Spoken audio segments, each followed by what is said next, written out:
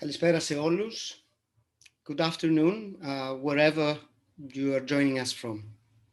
This event, organized by Torch, the Knowledge Exchange Fellowship Program, the Knowledge Exchange Fellowship HIV/AIDS in Greece, and the Association of People Living with HIV in Greece, Positive Voice, Θετική Φωνή, supported also by the Network Greek Studies Now, will be entirely in Greek. Before I switch to Greek, I want to thank Torch, in particular Anne Barakalidi, Barbara Zweifel, and Vicky McGuinness for all their support. The event will be subtitled in English at a later stage. Καλησπέρα. Η μικρή εισαγωγή αυτή ήταν στα αγγλικά και ήταν αναγκαία για να ευχαριστήσουμε την πλατφόρμα και το δίκτυο που μας φιλοξενούν σήμερα, το Torch και το δίκτυο Greek Studies Now, πληροφορίες για τα οποία μπορείτε να βρείτε στο chat της σημερινής εκδήλωσης, όπου επίσης, σε όλη τη διάρκεια, μπορείτε επίσης να πληκτρολογείτε τα σχόλια ή τις ερωτήσεις σας. Ονομάζομαι Δημήτρης Παπα-Νικολάου και είμαι καθηγητής νεοελληνικών σπουδών στο Πανεπιστήμιο της Οξφόρδης. Τον τελευταίο 1,5 χρόνο συνεργάζομαι με τη Θετική Φωνή, το Σύλλογο Οροθετικών Ελλάδος, και με τη συνδρομή του Κέντρου Torch της Οξφόρδης έχουμε φτιάξει ένα πρόγραμμα που το έχουμε ονομάσει HIV in Greece, a Political Archive, ένα πολιτικό αρχείο, η κοινωνική και πολιτισμική ιστορία του HIV/AIDS στην Ελλάδα. Ο στόχος μας ήταν να ξανανοίξουμε τη συζήτηση για την επιδημία του HIV στην Ελλάδα, στην ιστορική της συνθήκη, και θέση μας ήταν και είναι ότι πολύ νωρίς η επιδημία αυτή σκεπάστηκε με πολλαπλά πέπλα αποκλεισμού, λογοκρισίας και αυτολογοκρισίας, που απέκλεισαν πολύ συχνά από τη δημόσια σφαίρα το λόγο και την παρουσία των ίδιων των ανθρώπων που έφευγαν από την νόσο, των δικών τους, αλλά και των κοινοτήτων που υπέστησαν πρώτες το στίγμα της. Να πω εδώ ότι για πολλές και πολλούς από εμάς η ίδια η ταυτότητα, η ίδια η δημόσια συζήτηση της ομοφυλόφιλης ταυτότητας στην Ελλάδα ήρθε, αυτή ήταν η πρώτη μου εμπειρία που εγώ είδα έναν άνθρωπο να βγαίνει και παρησιαστικά να δηλώνει αυτή του τη θέση ταυτότητας, ήρθε μαζί με τη συζήτηση για το AIDS. Ήρθε επίσης μαζί και με το σταμάτημα του λόγου. Ήταν μια συνέντευξη του Γρηγόρη Βαλιανάτου που έχουμε μαζί μας σήμερα στη δημόσια ελληνική τηλεόραση για το AIDS, όταν εγώ για πρώτη φορά είδα έναν άνθρωπο δημόσια να λέει ότι είναι γκέι και ανήκει σε μια κοινότητα. Ταυτόχρονα ήταν και η στιγμή που ο δημοσιογράφος προσπάθησε να τον σταματήσει όταν κάτι πήγε να πει. Θεωρήσαμε λοιπόν, ο στόχος μας λοιπόν, όπως είπα, ήταν να ξανανοίξουμε αυτή τη συζήτηση και θεωρήσαμε ότι χρειάζεται να ξαναθυμηθούμε και να ξαναπούμε την ιστορία μας. Και ότι αυτή η κίνηση συνιστά πάντα και ήδη ένα πολιτικό αρχείο. Με την έννοια ότι διεκδικεί αυτή η μνήμη, αυτή η αφήγηση, να είναι και μνημολογία όσων χάθηκαν, αλλά και πολιτική διεκδίκηση στο σήμερα. Οι πολιτικές της μνήμης, άλλωστε, είναι πάντα πολιτικές και ενάντια στους αποκλεισμούς σήμερα και ενάντια σε κάθε είδους στίγμα, ρατσισμό και διάκριση. Καθώς θυμάμαστε, επίσης διεκδικούμε. Είναι επίσης και ένας τρόπος να θυμάσαι διαρκώς το να δίνεις τις μάχες που απομένουν για να δώσουμε. Δεν είναι αυτή μια εύκολη χειρονομία και αυτό το καταλάβαμε τους προηγούμενους μήνες, ιδίως καθώς διάφορες δράσεις που είχαμε σχεδιάσει για αυτό το πρόγραμμα εμποδίστηκαν από τις συνθήκες της πανδημίας και των lockdown. Συνεχίζουμε όμως. Σήμερα είναι η τρίτη μας δημόσια συνομιλία, στρογγυλό τραπέζι, και ελπίζουμε να ακολουθήσουν και άλλα. Ελπίζουμε από κοντά. Ταυτόχρονα, μια πρώτη σειρά κειμένων και υλικού που αμορφώθηκε τον τελευταίο χρόνο θα δημοσιευθεί διαδικτυακά πολύ σύντομα σε ένα ειδικό website. Η Θετική Φωνή, ο Σύλλογος Οροθετικών Ελλάδων, έχει δημιουργήσει μια ομάδα που θα ασχοληθεί με τη συλλογή περαιτέρω υλικού και μαρτυριών για την κοινωνική, την πολιτισμική και την πολιτική ιστορία του HIV/AIDS στην Ελλάδα. Και χρειάζεται μόνο μια μικρή σπίθα για να θυμηθούμε και να καταγράψουμε. Αυτό το καταλάβαμε και τις τελευταίες μέρες από την ενθουσιώδη υποδοχή και τούτης της συζήτησης, αλλά και από τις μνήμες, που ακόμα και η ανακοίνωσή της ανέσυρε. Η Ντέζη Γαλιατσάτου, για παράδειγμα, από τις ιδρύτριες της ελληνικής ΑΚΤΑΠ, θα την ακούσουμε σε λίγο, δημοσιεύει εδώ και μερικές μέρες ιστορίες συγκλονιστικές στην ιστοσελίδα της, ιστορίες που πρέπει να διαβάσουμε, που πρέπει να μας κάνουν να θυμηθούμε συλλογικά. Μια παρόμοια αντίδραση είχαν και άλλες από τις κεντρικές συνομιλήτριες σήμερα, όπως επίσης και αρκετές από όσες και όσους είναι μαζί μας στο Zoom και θα κάνουν ερωτήσεις και παρεμβάσεις αργότερα, αλλά και όσες και όσους μας βλέπουν ζωντανά και μπορούν να γράψουν τις παρατηρήσεις και τις παρεμβάσεις τους στο chat. Να δώσω τώρα το λόγο στον Νίκο Δέδε, τον πρόεδρο της Θετικής Φωνής. Καλησπέρα. Ευχαριστώ, Δημήτρη. Ονομάζομαι Νίκος Δέδες και είμαι πρόεδρος της Θετικής Φωνής του Συλλόγου Οροθετικών Ελλάδος. Όπως είπε και ο Δημήτρης, η συζήτηση γίνεται στο πλαίσιο μιας ευρύτερης κίνησης για την εκ νέου καταγραφή και δημόσια παρουσία της κοινωνικής και πολιτισμικής ιστορίας του HIV/AIDS στην Ελλάδα, με πρωτοβουλία της Θετικής Φωνής και του προγράμματος του ερευνητικού κέντρου Torch HIV/AIDS, ένα πολιτικό αρχείο. Θέλουμε, όσο είναι δυνατόν, να δείξουμε πόσο πολυσυλλεκτική είναι αυτή η ιστορία, πόσες πλευρές που αγνοούμε έχει και πόσα μπορεί να μας διδάξει και σήμερα. Σήμερα βρισκόμαστε 2 μέρες μετά από μια σημαντική επέτειο. Στις 5 Ιουνίου του 1981 ανακοινώνεται για πρώτη φορά μια σπάνια πνευμονία σε 5 νέους γκέι άντρες στο Λος Άντζελες. Ξεκινούσε εκείνη τη στιγμή, έτσι και επισήμως, μία από τις πιο δραματικές κρίσεις δημόσιας υγείας του τέλους του 20ου αιώνα, της επιδημίας του HIV/AIDS. Τι σηματοδοτεί για εμάς σήμερα αυτή η ημερομηνία, πόσο μας καλεί να ξανασκεφτούμε την επιδημία του HIV, την ιστορία της, αλλά και τις ατομικές ιστορίες της. Σε μια χώρα όπως η Ελλάδα, αυτή είναι πάντα μια δύσκολη συζήτηση και σε μεγάλο βαθμό μια συζήτηση που δεν έχει γίνει αρκετά. Πόσο αναγκαία είναι λοιπόν σήμερα η δημόσια μνήμη της πρώτης περίοδου της επιδημίας του HIV/AIDS σε παγκόσμιο αλλά και σε τοπικό επίπεδο? Γιατί είναι σημαντικό να ξαναθυμηθούμε τα θύματα του AIDS και να ανασυστήσουμε το πολιτισμικό αρχείο του τραύματος? Πώς μπορούμε να εμπνευστούμε από τις κατακτήσεις ενός κοινοτικού και ακτιβιστικού αγώνα για τη στήριξη της επιστημονικής έρευνας για την καταπολέμηση του κοινωνικού αποκλεισμού? Πώς συνδέεται ο διάλογος για το AIDS με τη σημερινή συγκυρία, τη στιγμή μιας άλλης τελείως διαφορετικής αλλά με παρόμοια στοιχεία πανδημία?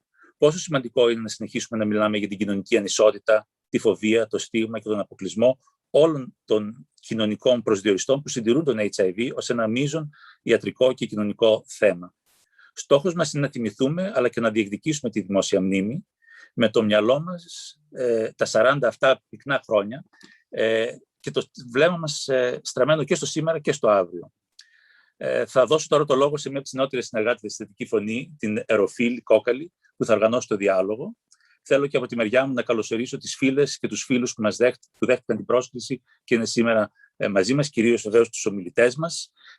Μεταξύ άλλων θα είναι ο Γρηγόρης ο Βαλιανάτος, η Ντέζη Γαλατσάτου, ο Παναγιώτης ο Δαμάσκος, ο Παναγιώτης Ευαγγελίδης, η Μαρία Κατσικαδάκου, γνωστή Μαρία Σάιμπερ, και ο Ανδρέας ο Μαζαράκης, μέλος της Θετικής Φωνής. Σας ευχαριστώ και πάλι.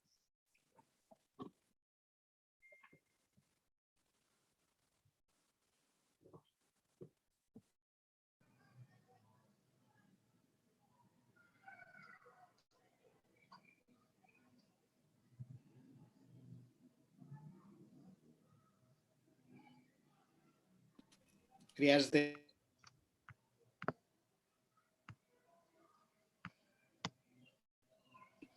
Εροφίλη, χρειάζεται να ανοίξει την κάμερά σου.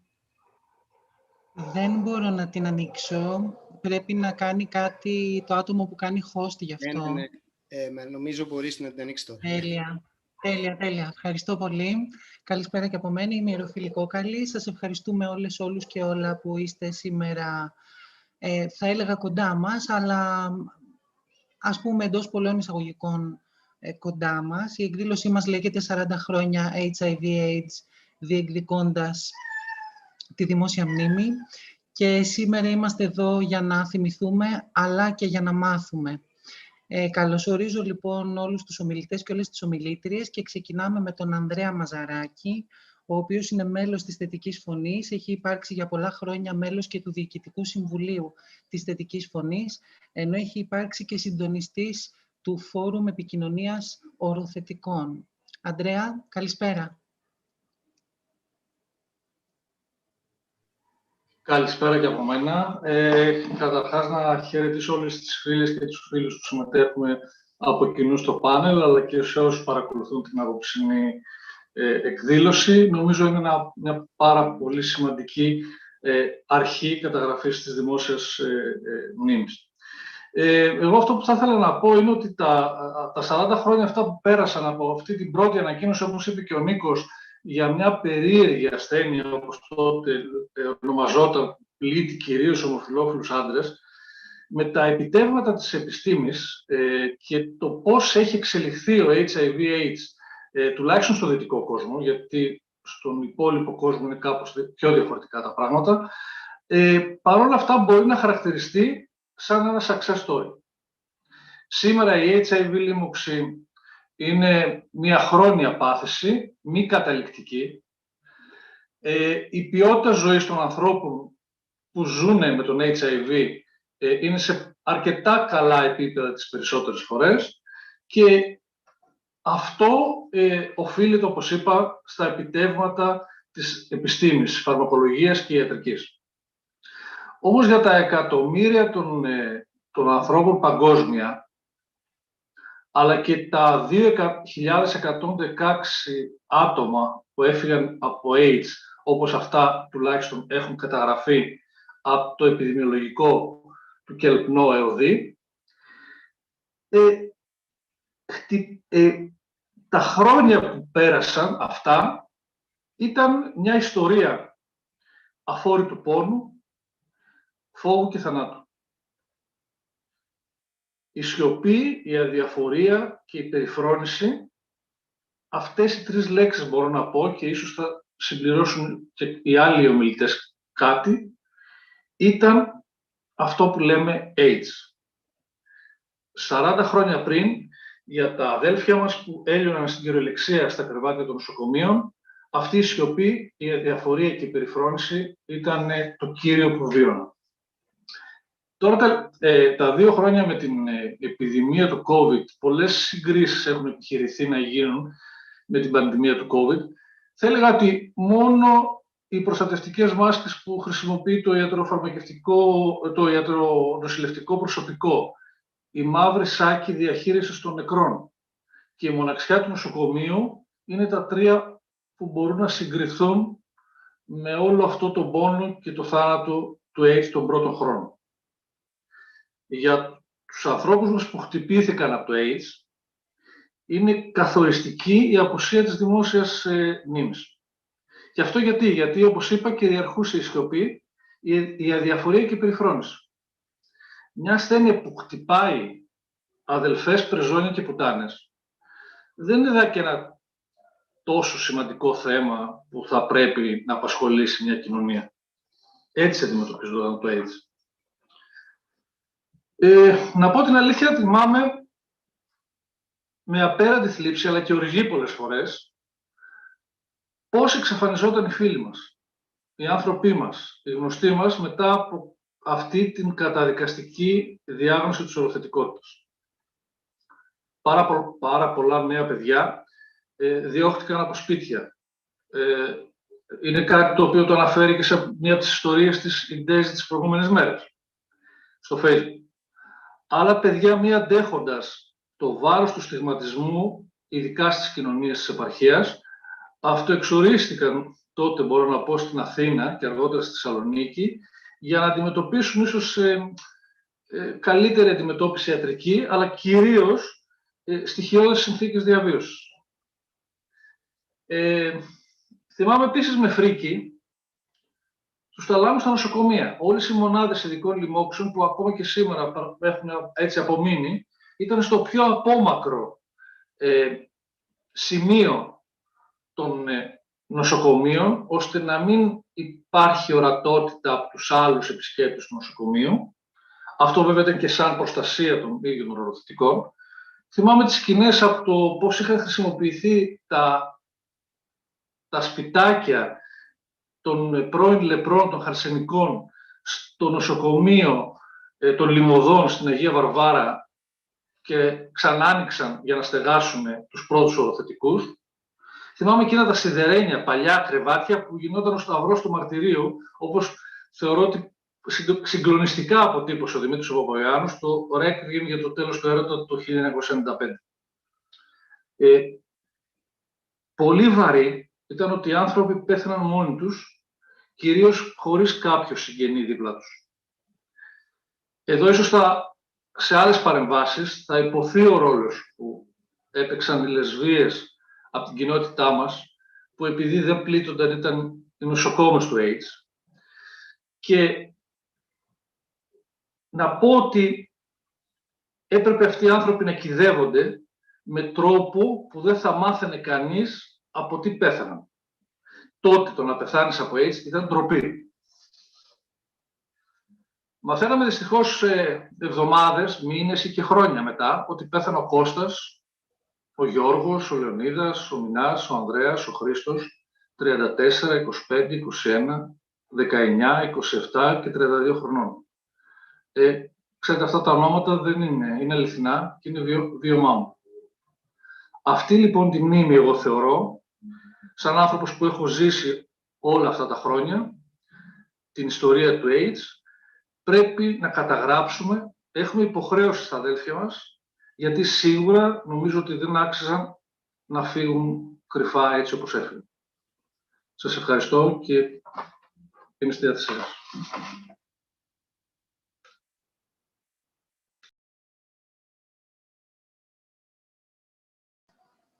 Ευχαριστούμε πάρα πολύ τον Ανδρέα Μαζαράκη. Συνεχίζουμε με τον Παναγιώτη Δαμάσκο, που είναι κοινωνιολόγος υγείας και ακτιβιστής. Παναγιώτη, καλησπέρα. Καλησπέρα. Προσπαθώ να ανοίξω το βίντεο. Okay. Τα κατάφερα. Λοιπόν, καλησπέρα και από μένα. Καταρχάς, να ευχαριστήσω για την πρόσκληση και να πω ότι είναι τιμή μου να βρίσκομαι ανάμεσα στους ανθρώπους που έχω συνεργαστεί, εκτιμώ βαθιά και θαυμάζω. Θα περπατήσω 40 χρόνια, ξεκινώντας από ένα πρωινό του 1982, όταν πρωτοετής φοιτητής κοινωνιολογίας στη Χαϊδελβέργη, κατεβαίνουμε με την κολλητή μου το μεγαλύτερο πεζόδρομο της Ευρώπης. Ξαφνικά ορμάει απέναντι και αγοράζει ένα περιοδικό που το χώνει βιαστικά στη τσάντα της. Με την άκρη του ματιού μου μπόρεσα να πιάσω τη γερμανική λέξη πούστης και HIV. Το βράδυ, πίνοντας φτηνή μπύρα, μου εξομολογήθηκε ότι είναι λεσβία. Δεν της είπα τίποτα. Οι δύο λέξεις είχαν καρφωθεί στο μυαλό μου και με ακολουθούσαν παντού. Εσωτερήκευσα τη φοβία, εσωτερήκευσα το στίγμα και επέλεξα την άρνηση. Πλήγωνα τα νιάτα μου, αλλά αυτοί οι πούστιδες δεν με αφορούσαν. Δεν με αφορούσε που πέθαναν σαν τα κουνούπια, που αγωνιούσαν για φάρμακα, που ολόκληρη κοινωνία τους είχε στείλει στο πύρτο εξώτερο. Η αποκάλυψη και η αυτοποδοχή ήρθαν αργότερα και ξέρασαν πολύ καταπίεση και θυμό. Στην Ελλάδα το ψάξιμο δεν ήταν εύκολο. Δεν υπήρχε τότε ίντερνετ και αν δεν είχες κατάλληλες διασυνδέσεις, δεν έφτανες εύκολα στην πληροφορία. Έπρεπε να αφιερώσεις πολλές ώρες στα βιβλιοπωλεία και να ψάχνεις περιοδικά στα περίπτερα της Ομόνοιας. Ελληνικά φυλάδια για το AIDS δύσκολο. Ό,τι συγκέντρωνα το εξωτερικό. Τη δεκαετία του 90 βρίσκομαι να δουλεύω στο κατεξοχήν αρμόδιο κυβερνητικό φορέα για το AIDS, το Κέντρο Ελέγχου Ειδικών Λοιμόξεων. Έμοιαζε λίγο με παγίδα. Από τη θέση του προϊσταμένου ψυχοκοινωνικής στήριξης, παρέμβηκα σε πολλές ιστορίες ανθρώπων. Ανθρώπους που χάνουν τη δουλειά τους, παιδιά που δεν τα δέχονται στο σχολείο, νέους που τους διώχνουν από την οικογένεια, γιατρούς που αρνούνται να χειρουργήσουν. Και όλοι κρατάγανε κρυφή την πάθησή τους. Συνεργάζομαι με όλες τις μη κυβερνητικές οργανώσεις και σε μερικές είμαι και μέλος τους. Μεταξύ άλλων, ήμουν η απόδειξη του δευτερογενού στίγματος. Όταν έλεγα ότι δουλεύω με ορθωτικούς, ένιωθα τον απέναντι να κάνει ασυναίσθητα ένα βήμα προς τα πίσω και πάντα η ερώτηση: «Μα δεν φοβάσαι?» Η ενημέρωση ήταν στα χέρια των γιατρών και της Εκκλησίας. Τρόποι μετάδοσης στο ομοφυλοφιλικό σεξ, τρόποι προφύλαξης πρώτα η αποχή. Στα πάρκα η διαπραγμάτευση του προφυλακτικού γινόταν με όρους εγκυμοσύνης. Δεν χρειάζεται να βάλουμε, δεν θα τελειώσω μέσα σου. Η σιωπή γύρω από το σεξ και τις σεξουαλικότητες υποδαβλίζει το στίγμα και θρέφει τον κοινωνικό ρατσισμό. Οι ομοφυλόφιλοι και χρήστες μετατρέπονται σε ομάδες υψηλής ενοχής. Η επικρατούσα γκέι οργάνωση δεν θέλει να ανοίξει καμία συζήτηση για το AIDS με το επιχείρημα καλύτερα να μην υπάρχει ταύτιση. Με τα πολλά, φτάνει η ώρα για ένα φυλάδιο για γκέι και λεσβείες. Δημιουργούνται ομάδες εργασίας με τη συμμετοχή ανθρώπων από την κοινωνία των πολιτών. Γνωρίζω την Cyber, τη Μαρία, γεια σου Μαρία, τσακωνόμαστε, οι προτάσεις για τα γραφικά είναι πολύ προχωρημένες για μια κοινωνία που είναι ακόμα σεμνότυφη πολύ. Πριν εκδοθεί το φυλάδιο, πέφτει στα χέρια του Μητροπολίτη, που ήταν μέλος του ΔΣ της δουλειάς του, του Διοικητικού Συμβουλίου. Αργότερα έγινε και Αρχιεπίσκοπος. Νομίζω ότι δεν έχω ζήσει μεγαλύτερο εξελικτικό ξεχεστήριο τηλεφώνημα. Το φυλάδιο βγήκε. Υπερνίκησε όμως ο θεσμικός ρατσισμός. Ανυπόγραφο, χωρίς λογότυπο, χωρίς τίποτα. Έμεινε πολλά χρόνια στην αποθήκη και η οδηγία ήταν, αν χρειαστεί, να το δίνουμε κρυφά. Θα περάσουν πολλά χρόνια για να έχουμε στοχευμένα φυλάδια. Το 1996, όταν ανοίγει το δοντιατρίο για άπορους οροθετικούς στα Πατήσια, γίνεται ο κακός χαμός. Να φύγουν, φοβόμαστε για τα παιδιά μας, υποβαθμίζεται η γειτονιά και το βασικό επιχείρημα. Αν κάποιος βγει από το δοντιατρίο και φτύσει και η μπάλα που παίζει το παιδάκι ακουμπήσει εκεί και μετά το παιδάκι τη βάλει στο στόμα, σίγουρα θα κολλήσει. Μια εβδομάδα είμαστε στους δρόμους και συζητάγαμε με τους κατοίκους, μαζί και ο Γρηγόρης Βαλιανάς. Συζητάω με έναν κάτοικο, κάποιος περνάει από δίπλα, τον τραβάει από το μανίκι και του λέει: «Τι μιλάς με αυτό, ρε, θέλεις να σε πείσει?» Κατάλαβα πως είχε δημιουργηθεί η ροχμή. Άρχισαν να αμφιβάλλουν για τα επιχειρηματά τους και ήταν και αυτό μια νίκη. Το δοντιατρίο λειτουργήσε. Μετά από κάποια χρόνια, με παίρνουν τηλέφωνο από κάποιοι γείτονες. Υπήρχε ένα κατοίκητο κτίσμα και θέλουν να το διαμορφώσουν σε παιδικό σταθμό για οροθετικά παιδιά. Δεν τους είπα τίποτα. Δεν τους είπα ότι το να δημιουργούμε γκέτο είναι και αυτό αποκλεισμός. Έμεινα στη φωτεινή πλευρά. Η επαφή με το φοβικό αντικείμενο άρρητη φοβία. Το 1998 στους αμπελόκηπους της Θεσσαλονίκης δεν υπήρχε η ίδια τύχη. Όταν ανοίγει ο Ξενώνας, ο δήμαρχος τοποθετεί ένα απορριμματοφόρο μπροστά στην είσοδο και την αποκλείει. Κυρίες που έπλεκαν βελονάκι κάθονταν στην είσοδο να ελέγχουν μήπως τυχόν μπει κανένας οροθετικός. Θα τον αναγνώριζαν από το ιδιόμορφο προσωπείο, όπως είχε πει ο δήμαρχος. Τον Βαλιανάτο τον σπρώχνουν από τις σκάλες, εμένα με απειλούν ότι άμα ξαναπατήσω εκεί θα μου κόψουν τα πόδια. Ο Ξενώνας δεν λειτουργήσε ποτέ. Η δεκαετία του 2000 μοιάζει λίγο ανεκτικότερη. Έτσι κι αλλιώς το να είσαι ρατσιστής δεν είναι της μόδας και είναι μάλλον απαξιωτικό. Πάντα θα υπάρχει όμως το εγώ δεν, αλλά και ο ρατσισμός της αποστροφής. Έδωσα ελεημοσύνη σε έναν οροθετικό γιατί τον λυπόμουν, αλλά προσπάθησα να μην τον αγγίξω, μου λέει μια γυναίκα. Και η μεταφορά του στίγματος κρατάει ακόμα καλά. Όποιος είναι οροθετικός είναι και ομοφυλόφιλος και αντίστροφα. Σε ένα συνέδριο παρεμβαίνει υπογραμμίζοντας τις νέες οδηγίες για το θάψιμο των νεκρών οροθετικών. Ένας συνάδελφος στο διάλειμμα μου λέει: «Φαντάζομαι πόσο δύσκολο είναι για σένα να μιλάς για τέτοια πράγματα ως οροθετικός. Είχα αποκαλύψει το σεξουαλικό μου προσανατολισμό, ποτέ όμως το στάτους μου για λόγους αρχής. Όμως αρκούσε να είμαι γκέι για να θεωρούμε θετικός».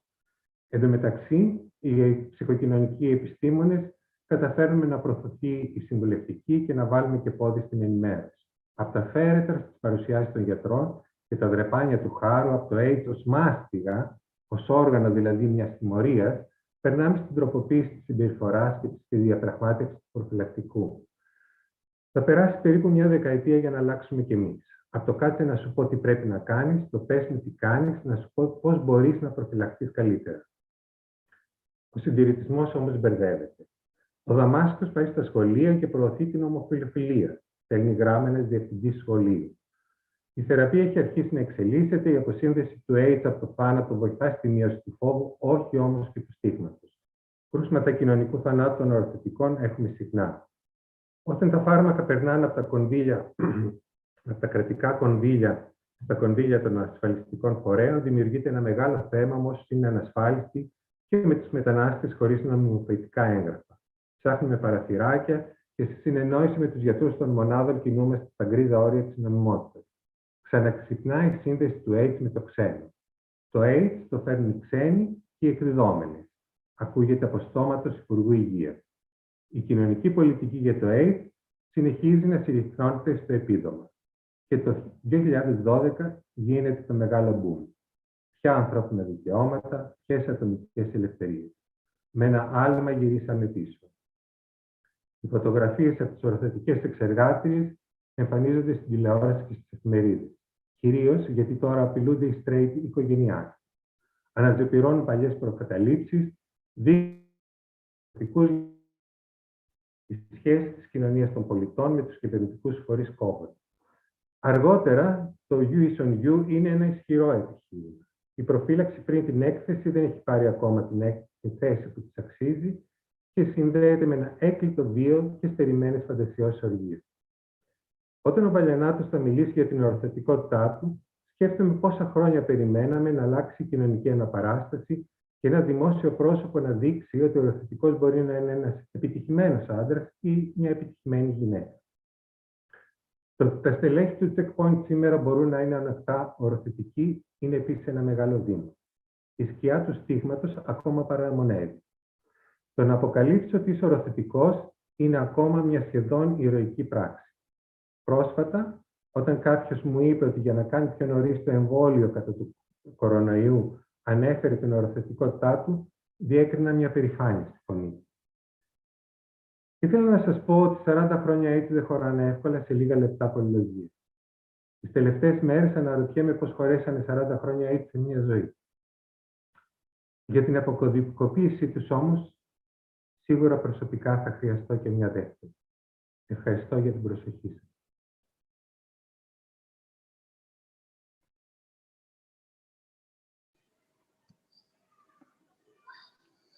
Ευχαριστούμε πάρα πολύ τον Παναγιώτη. Όπως και ο Ανδρέας μας είπε πάρα πολύ ενδιαφέροντα πράγματα και η ιστορία που επαναλήφθηκε το 2012 θα είχε πολύ ενδιαφέρον να δούμε πώς θα επαναλαμβανόταν σήμερα, μιας και από ό,τι φαίνεται από τις ιστορικές μνήμες που μας μεταφέρετε, και σας ευχαριστούμε πάρα πολύ γι' αυτό, πολλά μπορεί να αλλάζουν, όπως η θεραπεία, το επίδομα, αλλά από ό,τι φαίνεται το στίγμα είναι κάτι που παραμένει δυστυχώς ζωντανό και δυνατό.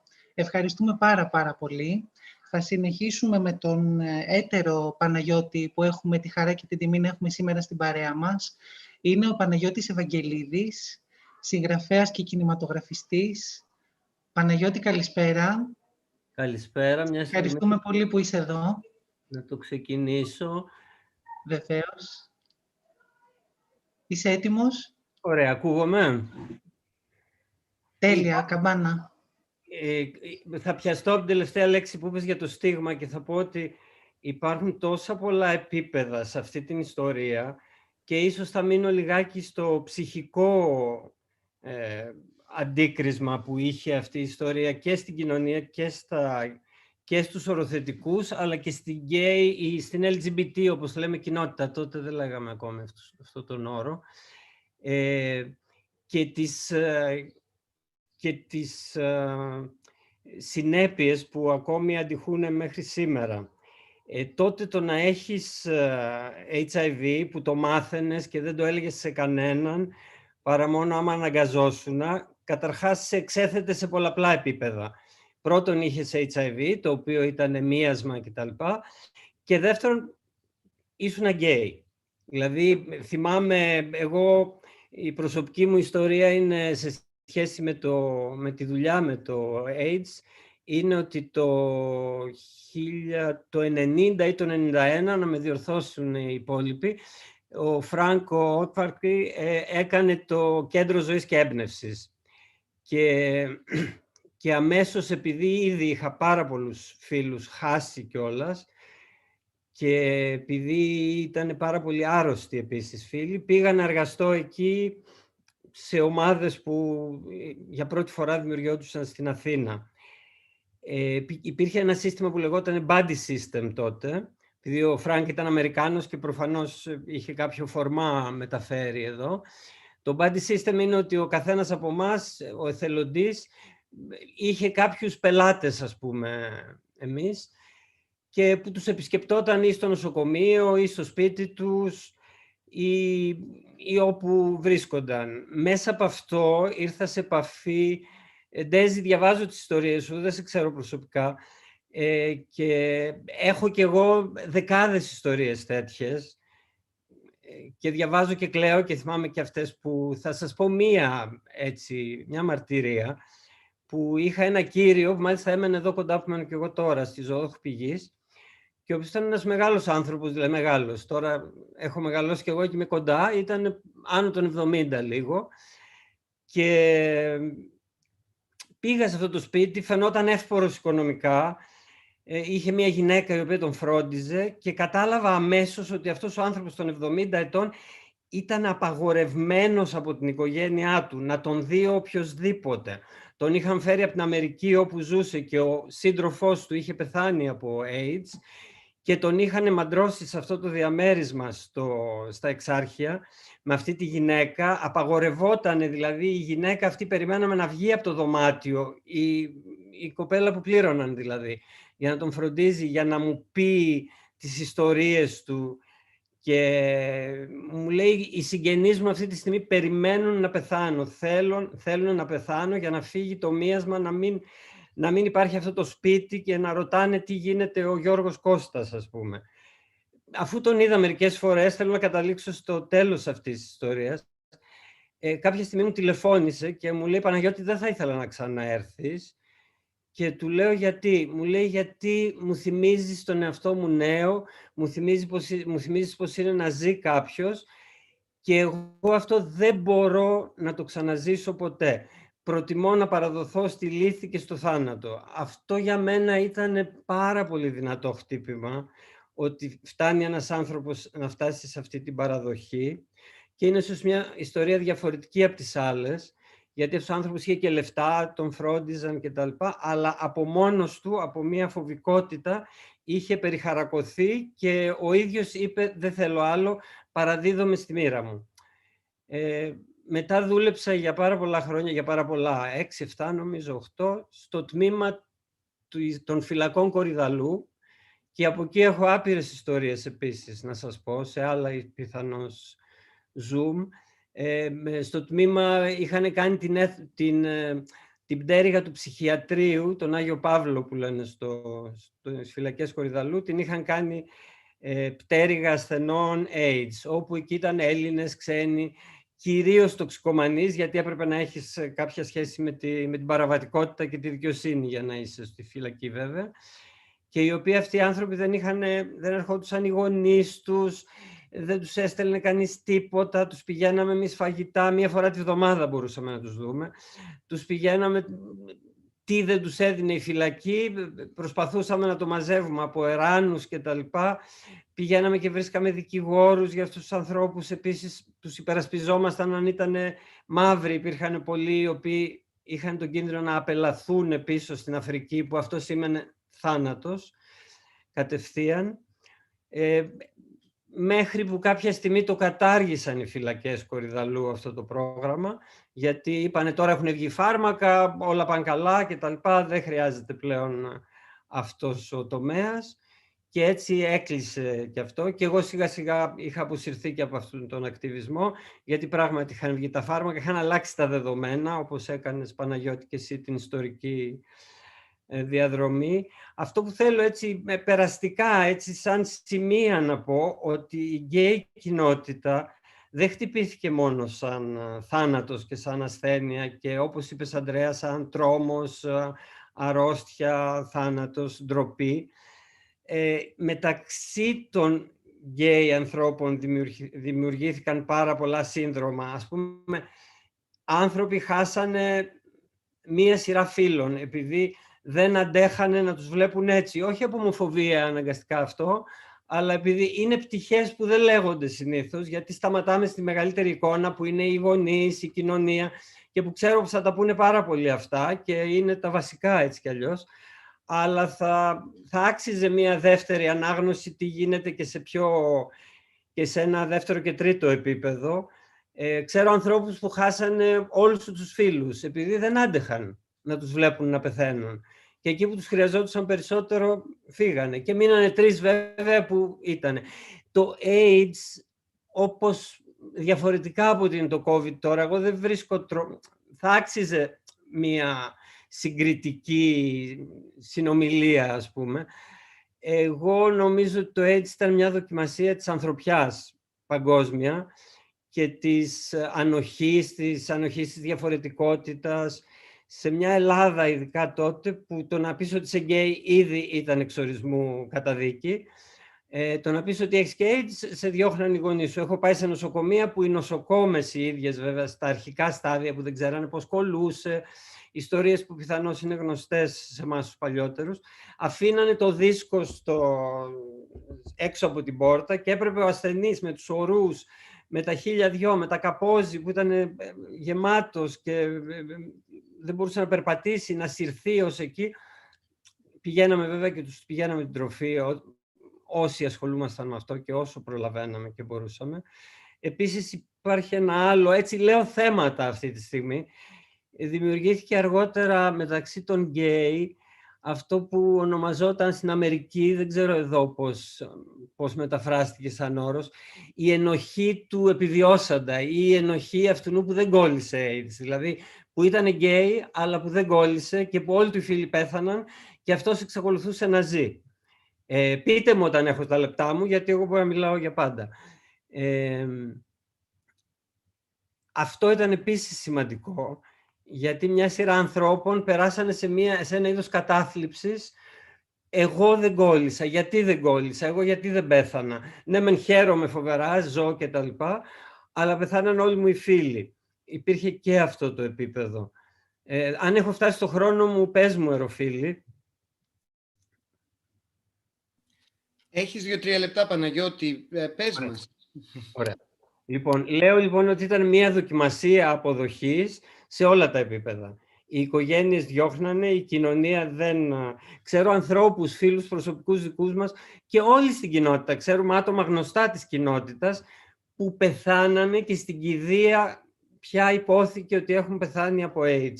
Οι οποίοι ήταν ακτιβιστές, οι οποίοι δουλεύανε για την κοινότητα, για τα προβλήματά της και για τα δικαιώματα και μέχρι που πέθαναν ήταν τόσο εσωτερικευμένος ο φόβος και που δεν το είχαν αποδεχτεί να το επικοινωνήσουν προς τα έξω ποτέ. Αυτό το είδα, σας λέω, και στις φυλακές πάρα πολύ, που οι άνθρωποι δεν ειδοποιούσαν καν τις οικογένειές τους, γιατί η οικογένεια αν πήγαινε να δει το φυλακισμένο ξάδερφο ή γιο ή φίλο, θα ήταν στην πτέρυγα του ψυχιατρική που ήταν πια που ήταν η πτέρυγα των ασθενών με HIV. Στα νοσοκομεία επίσης ήταν πάρα πολύ δύσκολη δουλειά εκείνη την εποχή, γιατί οι γιατροί οι ίδιοι ήταν ανενημέρωτοι, οι νοσοκόμες ήταν ανενημέρωτες, νομίζω το έθιξα και πιο πριν. Δεν ήξερε κανείς πώς κολλάει, υπήρξαν τεράστιες υπερβολές ως προς την αντιμετώπιση. Και έχω προσωπικά φίλους που τους έδιωξαν από το σπίτι τους, δεν πήγαν να τους δουν στο νοσοκομείο όταν πέθαναν, πεθάνανε σε άθλια υπόγεια που κάναμε ράνους για να τα πληρώνουμε, να τα νοικιάζουν. Ήτανε μια εποχή και δεν ξέρω ποιος είπε, νομίζω εσύ, Αντρέα, success story. Κάτι με κλώτσισε όταν είπες success story, γιατί success story θεωρώ τον COVID, ας πούμε, που αφορούσε όλους και ξαφνικά μέσα σε ένα χρόνο βγήκε το εμβόλιο, τα κάναν όλα, εμβολιαζόμαστε και λέω, είμαι πανευτυχής που έγινε αυτό το success story και μπορούμε να αρχίσουμε να ανασένουμε και να εμβολιαστούμε και να βγούμε έξω κτλ. Το AIDS είναι πόσα χρόνια και πήγαινε ανά πενταετίες. Σε 5 χρόνια θα βρεθεί η θεραπεία, σε άλλα 5 θα βρεθεί αυτό. Σίγουρα είναι success story ότι κάποια στιγμή, και αφού πέθανε πάρα πολλοί κόσμος, βγήκε μια θεραπεία η οποία, εντάξει, με όλα τις τα κατά είναι σωτήρια, διότι παρατείνει τη ζωή και τα λοιπά. Αλλά δεν θα το έλεγα success story το AIDS. Success story θα έλεγα πως μέσα από αυτή την αθλιότητα και την ομοφοβία και την κοινωνική διάκριση κατάφεραν και υπήρξαν οργανώσεις, κατάφερε και οργανώθηκε η ΑΚΤΑΠ, κατάφερε και οργανώθηκε η κοινότητα των ιατρών, οι οποίοι δεν είχαν τα κονδύλια που θα έπρεπε να έχουν, που δόθηκαν τώρα φυσικά γιατί αφορά την ανθρωπότητα. Το καταλαβαίνω μέχρι ενός σημείου. Αλλά τότε υπήρχε και περιφρόνηση. Ας πούμε, στην κυβέρνηση Ρίγκαν, θυμάμαι τότε, οι Αμερικάνοι ακτιβιστές χτυπούσαν τα κεφάλια τους, κάνανε διαδηλώσεις για να πάρουν κονδύλια οι γιατροί για το AIDS για να βρεθούν φάρμακα. Λοιπόν, με αυτό θέλω δεν κλείνω, απλώς σταματάω εδώ γιατί υποθέτω έχω περάσει το χρόνο μου και ευχαριστώ που με καλέσατε εδώ και νομίζω είναι καλό να ξεκινήσει ένας πλατύτερος διάλογος και κάθε φορά με θεματικές ενότητες πιθανώς σε κάθε καινούργια συνάντηση. Σας ευχαριστώ. Παναγιώτη, και εμείς ευχαριστούμε πάρα πολύ για την παρουσία σου και για την ιστορία που μας είπες. Η αλήθεια είναι ότι μου θύμισε μια συζήτηση που κάνουμε στο σεμινάριο για το αρχείο του AIDS με τον Δημήτρη Παπα-Νικολάου και τη Θετική Φωνή, συζητώντας τη μίνι σειρά It's a Sin, είναι μια παραγωγή του Channel 4. σε περίπτωση που δεν την ξέρετε, στην οποία κάποια στιγμή ένας γιατρός κάνει το εξής καταπληκτικό σχόλιο, ότι αν είχαμε τόσα νεκρά ετεροφιλόφιλα αγόρια, ο κόσμος θα είχε επαναστατήσει. Κάτι που από ό,τι καταλαβαίνουμε δεν έγινε στην περίπτωση που τα νεκρά αγόρια ήταν ομοφιλόφιλα. Έτσι δεν είναι? Και δεν έχει γίνει ακόμα. Και δεν έχει γίνει ακόμα. Τα φάρμακα. Γιατί κάτι πιο ριζικό. Σε ευχαριστούμε πολύ πολύ, Παναγιώτη. Θα τα πούμε και στη συνέχεια. Ευχαριστούμε. Σειρά έχει η Ντέζη Γαλιατσάτου, εκπρόσωπος της ACT UP. Ντέζη, καλησπέρα.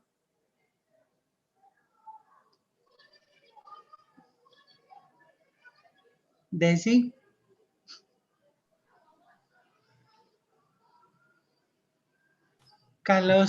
Καλησπέρα, Ντέζη. Ευχαριστούμε πολύ για την παρουσία σου εδώ. Ο λόγος δικός σου. Σε ακούμε. Λοιπόν, να αρχίσω εγώ λίγο αντίθετα. Θέλω να πω ότι το 1992 κάποιος φίλος, ετεροφιλόφιλος, όχι ομοφιλόφιλος, μου τηλεφώνησε και μου λέει ότι είχε ανάγκη να έρθει στην Αθήνα κοντά σε κάποιο νοσοκομείο γιατί είχε AIDS και να τον φιλοξενήσω εγώ, αν ήταν δυνατόν, μαζί με τη γυναίκα του, γιατί έμεινε εκτός Αθηνών. Εγώ δεν είχα ιδέα τι σημαίνει AIDS, από πού προέρχεται, τίποτα. Λέω πολύ ευχαρίστως. Εντάξει. Πληροφορήθηκα φυσικά τους τρόπους μετάδοσης κλπ. Και μείνανε στο σπίτι μου. Εκεί αρχίζει η περιπέτεια όλη. Αρχίζω λοιπόν να τον πηγαίνω, να του συνοδεύω στα διάφορα νοσοκομεία, αρχίζοντας από τον Ευαγγελισμό, όπου εκεί είχε τη χείριστη μεταχείριση αυτός ο άνθρωπος. Τον μεταχειριζόντουσαν οι γιατροί, λες και ήταν μίασμα. Δεν θέλω να ονομάσω ποιος γιατρός ήταν τότε ο υπεύθυνος του 10ου ορόφου του Ευαγγελισμού. Μετά πήγαμε στο Γενικό Κρατικό. Κρεβάτι δεν υπήρχε πουθενά, ο άνθρωπος είχε πάθει το ξόπλασμα και έπρεπε οπωσδήποτε να νοσηλευθεί. Μου πέφτε κάτω με εγκεφαλίτιδες και δεν ήξερα τι να κάνω. Η γυναίκα του λίγο άβουλη, λίγο είχε και παθήσεις καρδιακές και δεν μπορούσε να βοηθήσει, οπότε εγώ απευθύνθηκα στο Σύλλογο Ελπίδα τότε. Δεν γνώριζα ακόμη την ύπαρξη του κέντρου ζωής. Πήγα στο Σύλλογο Ελπίδα που είχε ιδρύσει η κυρία Καραμολέγκου και κατόπιν ανέλαβε η κυρία Άντζελ και μου είπε το μόνο κρεβάτι που μπορώ να σας βρω είναι στο Συγκρού. Τον πήρα λοιπόν και πήγα στο Συγκρού και τρόμαξα. Γιατί εκεί βρήκα μια κατάσταση αποθήκης που δεν υπήρχε. Λέω, πού είναι τα δωμάτια? Λέει, εδώ λέει, είναι μια μεγάλη σάλα. Τους βάζανε 10-10, ναι, είχε και 2-2, αλλά αυτοί οι οποίοι φαίνεται δίνανε κάτι παραπάνω για να πάρουν ένα δωμάτιο. Δηλαδή λαδώνανε με λίγα λόγια για να πάρουν ένα δωμάτιο με 2 άτομα. Ένα σαλονάκι φρικτό. Εκεί λοιπόν άρχισα να συνοδεύω τη γυναίκα του και όλη αυτή η ιστορία άρχισε να την παρακολουθώ από κοντά και να θέλω να γνωρίσω μέχρι πού φτάνει η αθλιότητα. Διότι οι συνθήκες ήταν άθλιες. Ο κοινωνικός ρατσισμός ήταν φοβερός. Πού το κόλλησες, λέγανε ο ένας τον άλλον, λέει, στον οδοντίατρο λέγανε.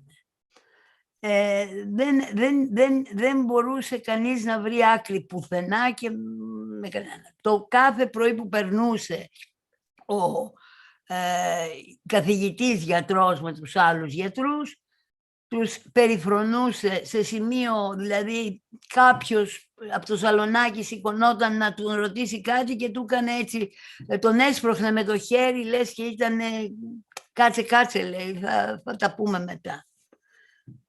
Περιφρόνηση. Εγώ πόνεσα. Ένα χρόνο θητεία έκανα και γνώσεις, γιατί πρώτα έρχεται η γνώση και μετά έρχεται η αγανάκτηση. Έβλεπα τα γραφεία κηδιών που διαπραγματευόντουσαν με τους ασθενείς, γιατί οι ασθενείς ξέραν ότι αργά ή γρήγορα θα φύγουν.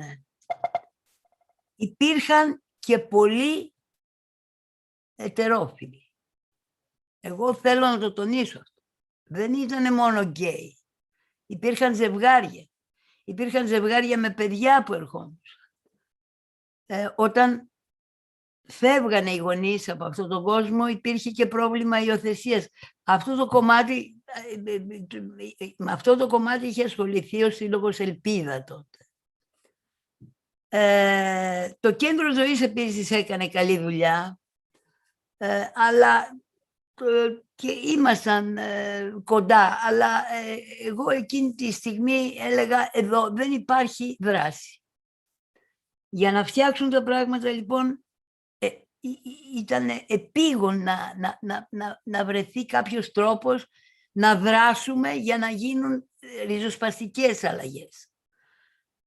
Έκανα λοιπόν ένα τηλέφωνο στον Γρηγόρη τον Βαλιανάτο και μονολεκτικά μου είπε καλή αρχή φιλενάδα.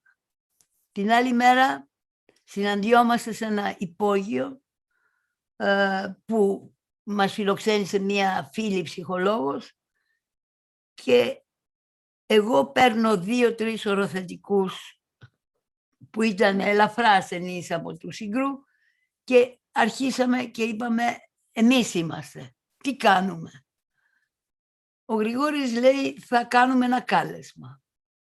Θα δοθεί και μια συνέντευξη τύπου και έτσι συμφωνούμε μαζί με την κυρία Μερκούρη, τη Μελίνα τη Μερκούρη και την Πάολα τη Ρεβενιώτη να ξεκινήσουμε αυτή την κίνηση με κόσμο. Μετά τη συνέντευξη λοιπόν τύπου που δώσαμε στην αίθουσα ξένων ανταποκριτών, αφού ξέραμε πρώτα τα προβλήματα και όλα αυτά, δεν έλειπε κανείς. Εκπρόσωποι της Βουλής ήρθανε, τα πάντα, οι πάντες. Την άλλη μέρα αμέσως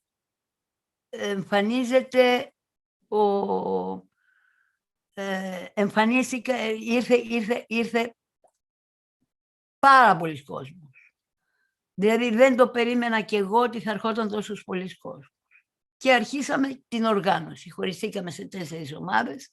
Εγώ ήμουν στην ομάδα νοσοκομείων, άλλοι ήταν σε ομάδα δράσης και λοιπά που αποφασίζανε για τη δράση, αλλά φυσικά όλοι συμμετείχαμε.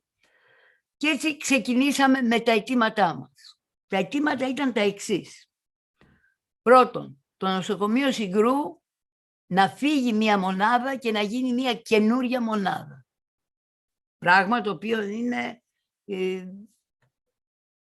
φαινόταν εξωπραγματικό τότε.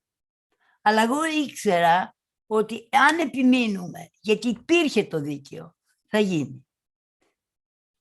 Η δεύτερη επιθυμία μας, δηλαδή το δεύτερο αίτημα, ήταν να αλλάξει το καταστατικό του Συγκρού, να μην προσλαμβάνει μόνο δερματολόγους και δερματολόγους, αλλά να παίρνει και από όλες τις ειδικότητες. Να προσλαμβάνει όλες τις ειδικότητες, γιατί εκεί πέρα είχαμε λοιμώξεις, είχαμε ανάγκη από πνευμονολόγους, είχαμε ανάγκη από λοιμοξιολόγους, όλες οι ειδικότητες μπαίναν. Και οι γιατροί τότε πηγαίνανε, να το πούμε έτσι λαϊκά, στο κασίδι το κεφάλι. Δεν ξέρανε πολλά για τους καινούριους ιούς που εμφανιζόντουσαν. Έτσι τελειώσαμε λοιπόν, ήταν το δεύτερο αίτημά μας αυτό.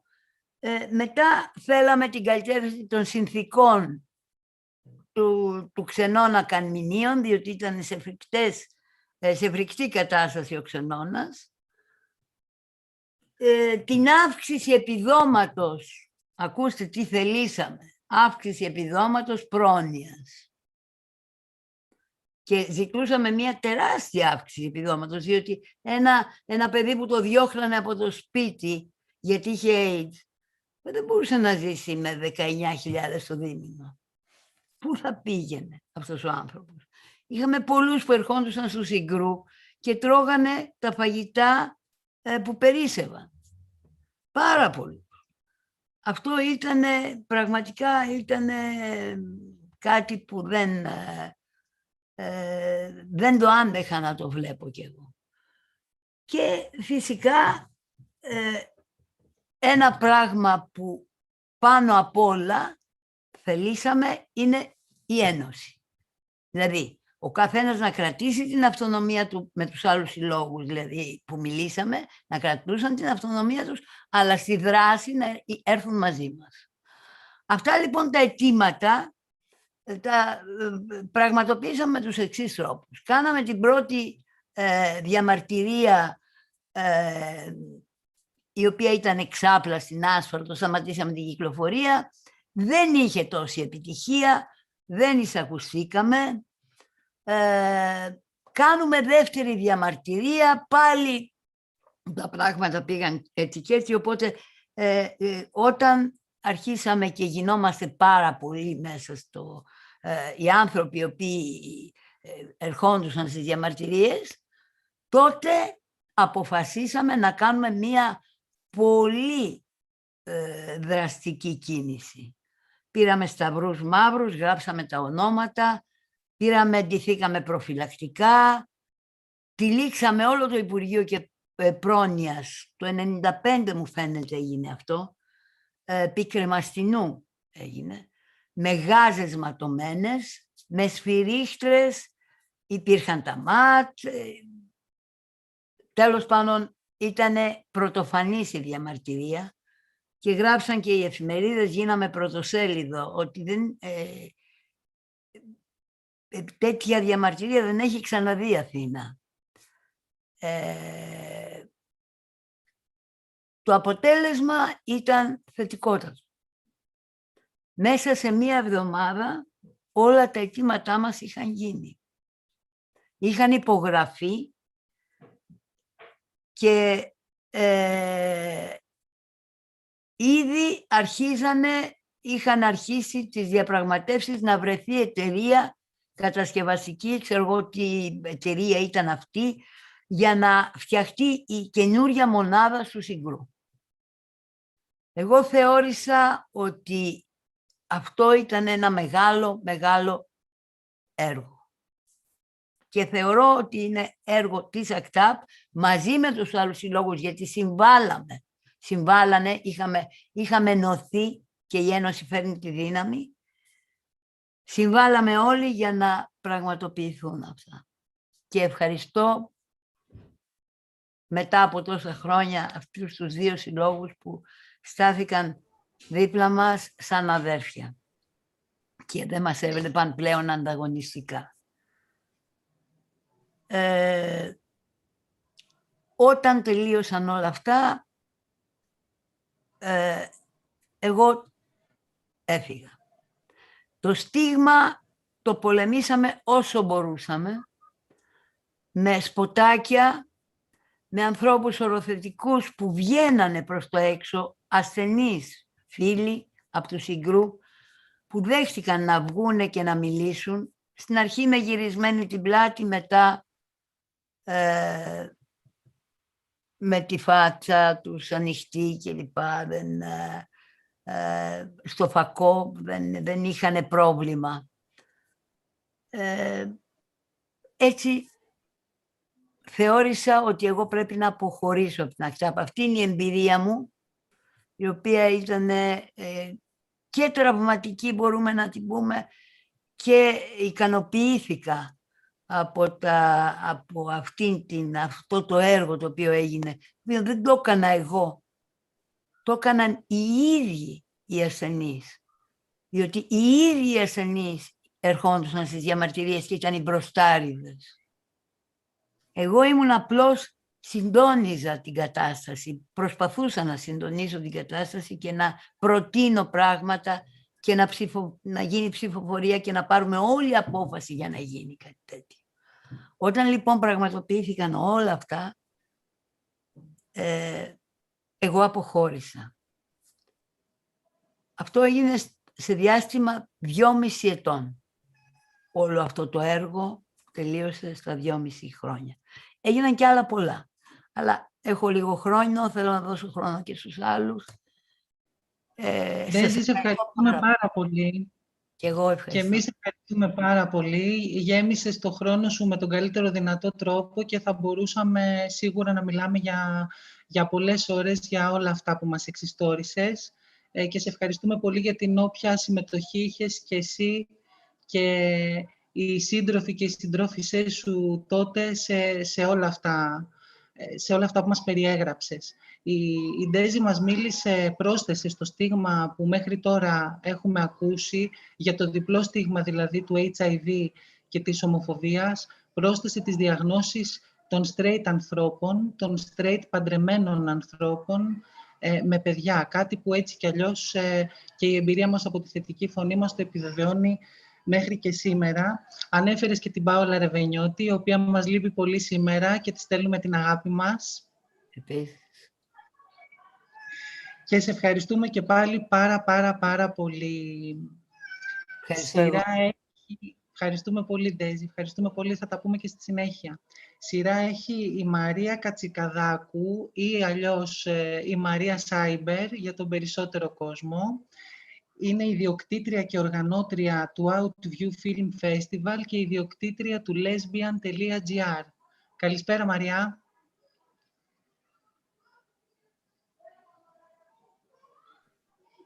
Ωραία. Καλησπέρα, Μαριά. Μας ακούς όλα καλά? Μια χαρά. Τέλεια. Ο λόγος δικός σου. Ευχαριστούμε. Ευχαριστώ πολύ. Εγώ πρόκειται να δώσω το αφήγημα από τη λεσβιακή πλευρά. Πώς το λεσβιακό community βίωσε την πανδημία του AIDS. Και αυτό που θέλω να πω ότι για την Ελλάδα, αν θέλουμε να διαβάσουμε κάτι που περιγράφει πολύ καλά εκείνα τα χρόνια, είναι το βιβλίο του Παναγιώτη, ο οποίος δεν το ανέφερε στην ομιλία του. Λέγεται «Άρρωστος σε ταξίδι». Και είναι ό,τι πιο ωραίο έχω διαβάσει στα ελληνικά και για τα ελληνικά δεδομένα για εκείνη την εποχή. Λοιπόν, από τη λεσβιακή πλευρά, εμείς βιώσαμε το AIDS μέσα από τους γκέι φίλους μας. Δεν μας αφορούσε λόγω της πρακτικά, με τον τρόπο που εμείς οι λεσβείες κάνουμε σεξ, η μετάδοση.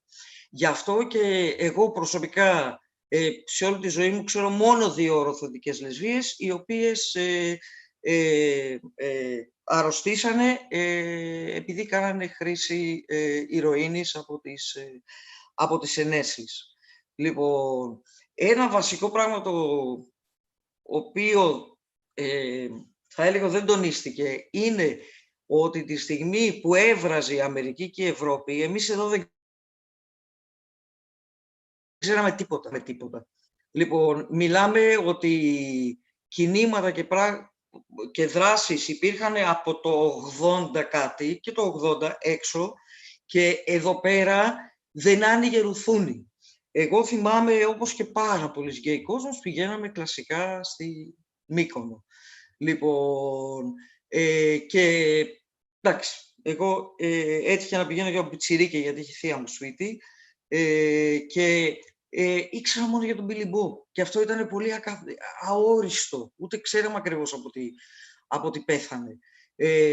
Μιλάμε ότι αρχίσαμε πολύ αργά εδώ πέρα να συνειδητοποιούμε τι είναι αυτό το πράγμα. Εμένα η πρώτη επαφή μου και το πρώτο community που άρχισε να μιλάει για λεσβείες και AIDS ήταν το γερμανικό, οι Γερμανίδες λεσβείες, και τις οποίες γνώρισα στην Ερεσό. Λοιπόν, που ήταν, όπως είναι η Μύκονο για τα γκέι αγόρια, έτσι είναι η Ερεσός για τις λεσβείες. Υπάρχει μια ιστοριούλα πολύ μικρή που φέρνει και πολύ γέλιο. Μία Ελληνίδα λεσβία είχε βάλει στο μάτι μία Γερμανίδα και προσπάθησε να την καταφέρει. Επειδή μέναμε όλες μαζί σε κάμπινγκ, βλέπαμε τι κάνει μία, τι κάνει η άλλη και βλέπαμε ότι η Ελληνίδα και η Γερμανίδα πήγαν στη σκηνή και είμαστε χαρά. Σε 2 δευτερόλεπτα έχει βγει από τη σκηνή και ουρλιάζει. Αυτή είναι τρελή, έχει βγάλει ένα γάντι. Λοιπόν, αυτό ήταν η πρώτη φορά στη ζωή μου που άρχισα να καταλαβαίνω, άρχισα να μαθαίνω για λεσβίες και AIDS, για τρόπους προφύλαξης. Το 1997 ξεκινάω workshop για γυναίκες και safe sex. Εδώ υπάρχει ένα πάρα πολύ μεγάλο πρόβλημα. Η UNAIDS είχε βγάλει πριν πάρα πολλά χρόνια ότι πόσες γυναίκες κολλάνε AIDS, ετεροφιλόφιλες, γιατί ακριβώς ο άντρας επιμένει να κάνουν σεξ χωρίς προφυλακτικό. Λοιπόν, συγγνώμη, το χάσα λίγο παρόλο τις σημειώσεις μου. Λοιπόν, έχουμε ότι οι Ελληνίδες λεσβίες, πέρα από την επαφή με τους γκέι φίλους τους, άμεσα δεν είχαν συνολικότερα εικόνα για το safe sex. Καταρχάς, εκείνη την εποχή αφορίζανε τα sex toys και παρόλο που τα χρησιμοποιούσαν, δεν ξέρανε πώς να τα πλύνουν. Και γι' αυτό ξεκίνησα άμεσα. Το AIDS δεν μπορείς να πεις ότι μας αφορούσε με τον τρόπο που αφορούσε το ετεροφιλόφιλο ή το gay sex. Και αυτή είναι η αλήθεια. Αλλά έτσι κι αλλιώς το λεσβιακό community στην Ελλάδα τη λέξη ασφαλές σεξ δεν το ένοιαζε καν. Δεν υπήρχε.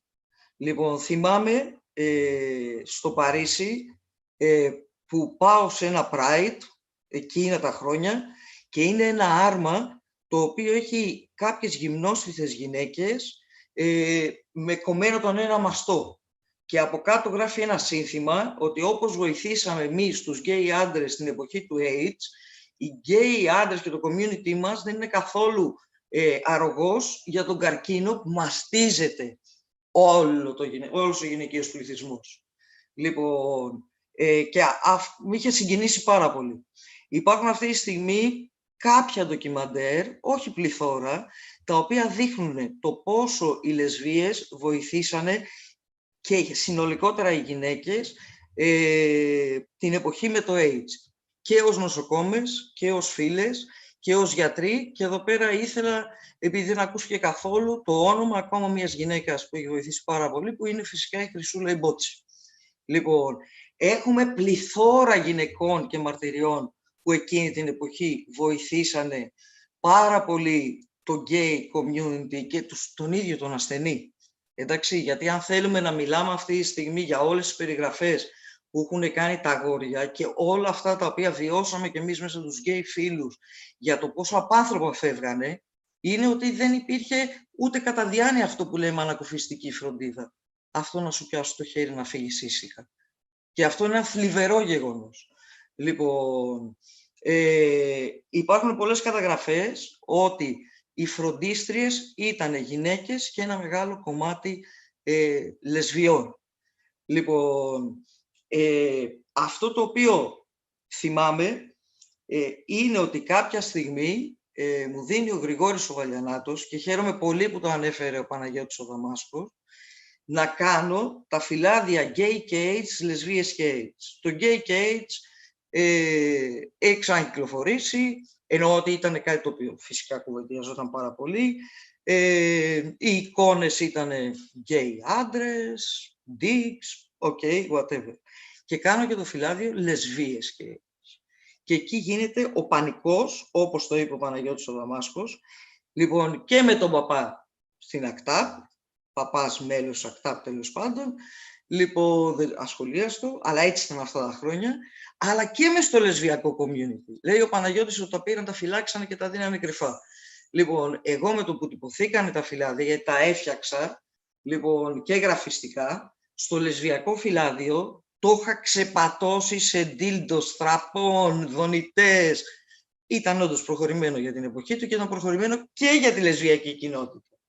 Λοιπόν, εγώ με το που το πήρα φρέσκο από το τυπογραφείο, πήρα τον μικρό μου αδελφό, που μιλάμε για το 98, δηλαδή εγώ ήμουνα 28 ετών και ο μικρός μου αδελφός ήταν 14 με 15.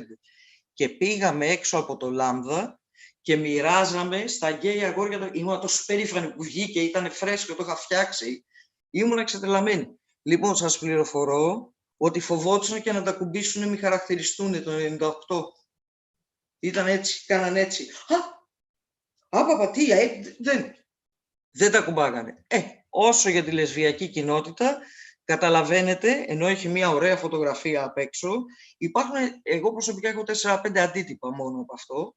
Είναι το μοναδικό στην Ελλάδα φυλάδιο για λεσβίες και AIDS. Και να είστε καλά, παιδιά, και Γρηγόρη και Διαμάσκο και όσοι μου δώσαν αυτή την ευκαιρία να φτιάξω αυτό το φυλάδιο, και έγραφα όλους τους τρόπους προστασίας, όχι μόνο για το AIDS, εντάξει, αλλά για το HPV, για τα σεξουαλικά μεταδεδομένα, για safe sex μεταξύ γυναικών. Λοιπόν, και νομίζω δεν έχει ξανακυκλοφορήσει κάτι άλλο. Λοιπόν, ένα από τα πράγματα τα οποία σε κλειστό λεσβιακό meeting, μιλώντας για το οποίο θερίζει τις γυναίκες και κολλάει πάρα πολύ εύκολα, ψιθυρίστηκε ότι όταν φτάσει το HPV και στους γκέι άντρες, τότε θα δούμε καμπάνιες. Και άλλη μία γυρνάει και λέει, βάλτε μία καπότα να τελειώνουμε. Ενώ με το HPV δεν έχει να βάλεις μία καπότα. Λοιπόν, και το HPV είναι ο καρκίνος του τραχύλου της μήτρας και είναι 9 στους 10 καρκίνους της μήτρας που έχουν οι γυναίκες είναι από το HPV. Ακόμα υπάρχει τεράστιο κενό, σας το λέω ότι workshop, ότι οι γυναίκες δεν ξέρουν καν που βρίσκεται ο τράχυλος. Λοιπόν, αυτό απλώς το αφήνω εδώ πέρα, το ακουμπάω, ελπίζω να το αρπάξει στο σύμπαν και να αρχίζουν να γίνονται πράγματα. Λοιπόν, ευχαριστώ πάρα πολύ. Και εμείς ευχαριστούμε πάρα πολύ, Μαριά. Το πάνελ είναι υπέροχο και η δράση που έκανε η θετική φωνή. Θα είμαι εδώ πέρα ότι... Ευχαριστώ. Σε ευχαριστούμε πολύ και εσύ με την παρουσία σου εμπλούτησες τη δράση και το περιεχόμενο με την κατάθεση της γυναικείας και λεσβιακής εμπειρίας. Σε ευχαριστούμε πάρα πολύ γι' αυτό. Για τον επόμενο ομιλητή δεν ξέρω αν μπορώ να πω κάτι, γιατί η αλήθεια είναι ότι όλα τα άτομα που μίλησαν μέχρι τώρα, όλο και κάπου τον ανέφεραν, είτε τον γνωρίζαν από κοντά, είτε οργάνωναν μαζί του δράσεις ακτιβιστικές, είτε τον παρακολουθούσαν στην τηλεόραση. Είναι ο Γρηγόρης Βαλιανάτος, ο οποίος είναι εκπρόσωπος του ΑΚΟΕ, του Απελευθερωτικού Κινήματος Ομοφυλόφιλων Ελλάδας. Γρηγόρη, καλησπέρα. Σε ακούμε. Δικό μου, τέλος, αρχίζω. Επιτέλους αρχίζεις. Ευχαριστώ πάρα πολύ για την πρόσκληση. Είμαι πολύ μικρός, να είμαι κάπου μικρός, για να αποτυπώσω αυτή την πελώρια αγωνιστική περίοδο που είναι αυτά τα 40 χρόνια. Νομίζω ότι ξαναβλέπω όλους αυτούς τους ανθρώπους, τους αγαπημένους, και κάνω βουτιά 40 χρόνια. Είχα την ευκαιρία, επειδή είχα συγγενείς στη Νέα Υόρκη, να είμαι εκεί από το 80, το 81, το 82, στο Community Center, με όλους τους δαιμονισμένους της εποχής, όλους τους συγγραφείς και όλες αυτές τις φιγούρες που άρχισαν αυτόν τον αγώνα. Το προνόμιο ενός ανθρώπου που μιλάει τελευταίος από μια ομάδα είναι ότι του επιτρέπεται να μην επαναλάβει όσα έχουν λεχθεί. Έτσι λοιπόν, θα φροντίσω να σας ενημερώσω για τα υπόλοιπα. Είμαστε γύρω στις αρχές του 80, στα γραφεία του Απελευθερωτικού Κινήματος Ομοφυλόφιλων Ελλάδας, και θα ήθελα καταρχήν να κάνω μια εξήγηση για το πώς είναι ο κόσμος τότε σε σχέση με την πληροφόρηση, την ενημέρωση, το θέαμα, τα νέα, τους θρύλους, τους μύθους, τις κατάρες και τις ευλογίες. Δεν υπάρχουν οθόνες, δεν υπάρχουν υπολογιστές. Υπάρχουν εφημερίδες που βγαίνουν κάθε μέρα, πρωινές και απογευματινές.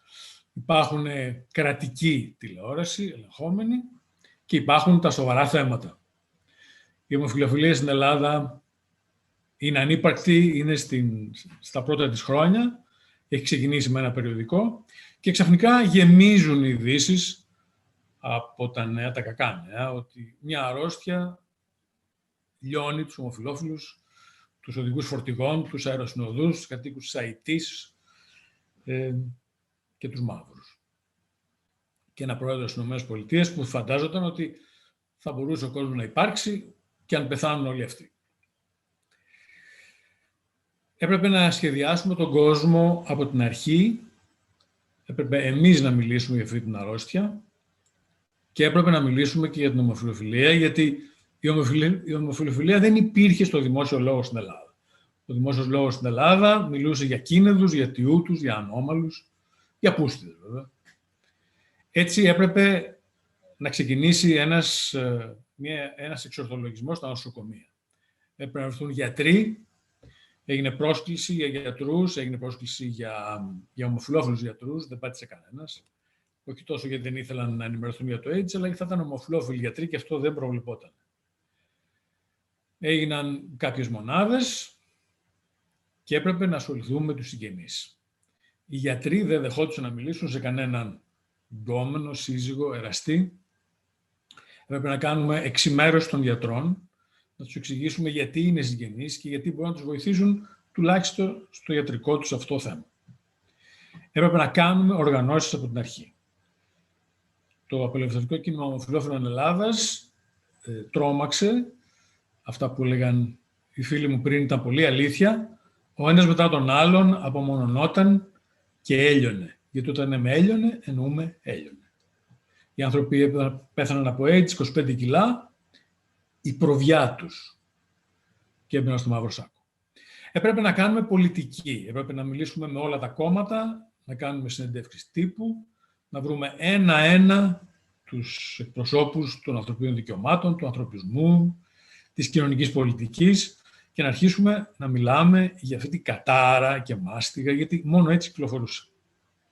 Έχω εδώ κάτι στίβες από αρχεία, από εφημερίδες, από φυλάδια.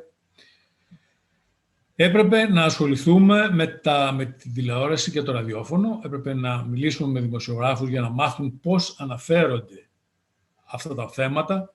Ξεκινήσαμε από έναν HTLV3, από το λεμφοτροπικό ή του γκάλο ή το LAV, του λυμφαδενόπαθη, του Μοντανιέ. Έπρεπε να πάμε στα σχολεία. Ήταν απαγορευμένο να πάμε στα δημόσια σχολεία, μπορούσαμε να πάμε στα ιδιωτικά σχολεία και στα ξενόγλωσσα σχολεία, που μας βλέπουν βέβαια σαν εξωγήινους. Έπρεπε να ασχοληθούμε με τις καμπάνιες. Και ευτυχώς, μέσα από το Κελπνό, εξασφαλίσαμε, τρομοκρατώντας τους διαφημιστές, ότι δεν θα ξεκινούσε καμιά καμπάνια αν δεν περνούσε από το δικό μας λόγο και από τη δική μας συνεισφορά. Αυτό, αγαπημένη μου Μαρία, είναι το πρώτο φυλάδι για τους γκέι και αυτές είναι φωτογραφίες που ακόμα και σήμερα δεν είναι καθημερινές.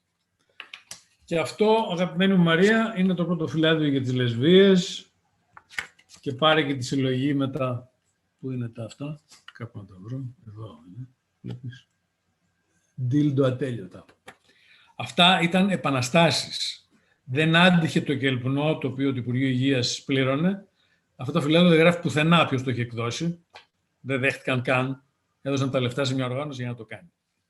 Έπρεπε να οργανωθούμε με το εξωτερικό, να μιλήσουμε με τις οργανώσεις που υπήρχαν, να συμμετέχουμε σε συνέδρια, να φέρουμε ανθρώπους απ' έξω να μιλήσουν. Έπρεπε να προσεγγίσουμε τους καλλιτέχνες, που ήταν ό,τι πιο ευγενικό και ευαίσθητο υπήρχε, και να επέμβουμε, να προκαλέσουμε, να διορθώσουμε σενάρια, να προκαλέσουμε ταινίες, να προκαλέσουμε συζητήσεις, εκπομπές, μέσα σε σύριαλ να υπάρχουν οι εικόνες μας, να βάλουμε κορδελάκια 1η Δεκεμβρίου παντού. Έπρεπε ό,τι είχε να κάνει με θέαμα να συνεχίσει να κάνει και να ευαισθητοποιηθεί, και γράφτηκαν και έργα και παίχτηκαν και έργα. Έπρεπε να βοηθήσουμε, να θεσπίσουμε την οικονομική βοήθεια και τους ανθρώπους που ήταν στα νοσοκομεία και ζούσαν. Έπρεπε να φροντίσουμε για ξενώνες σε μια χώρα εχθρική.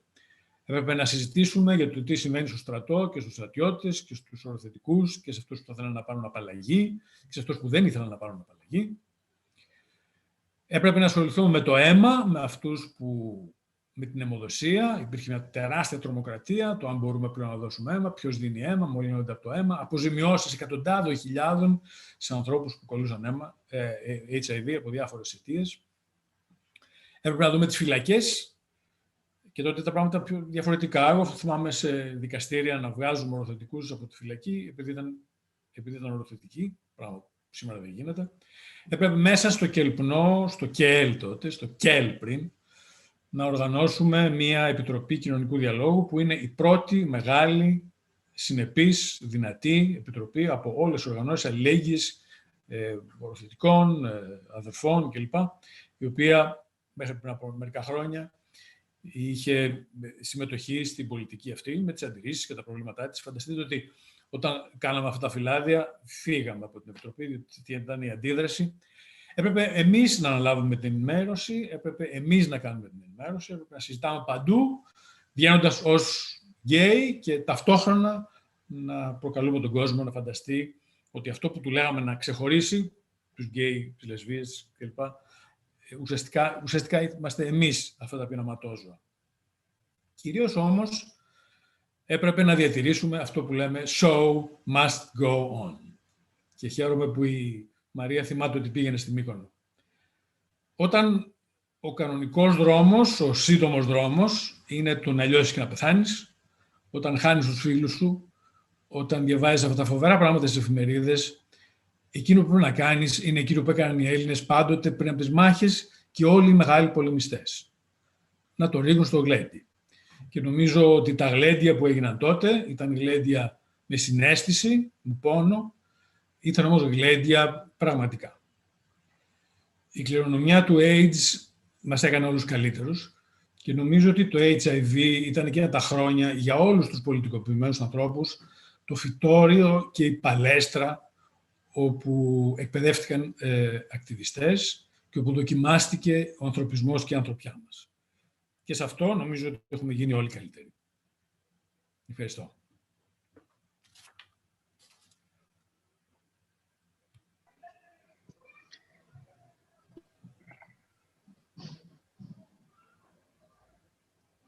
Δημήτρη.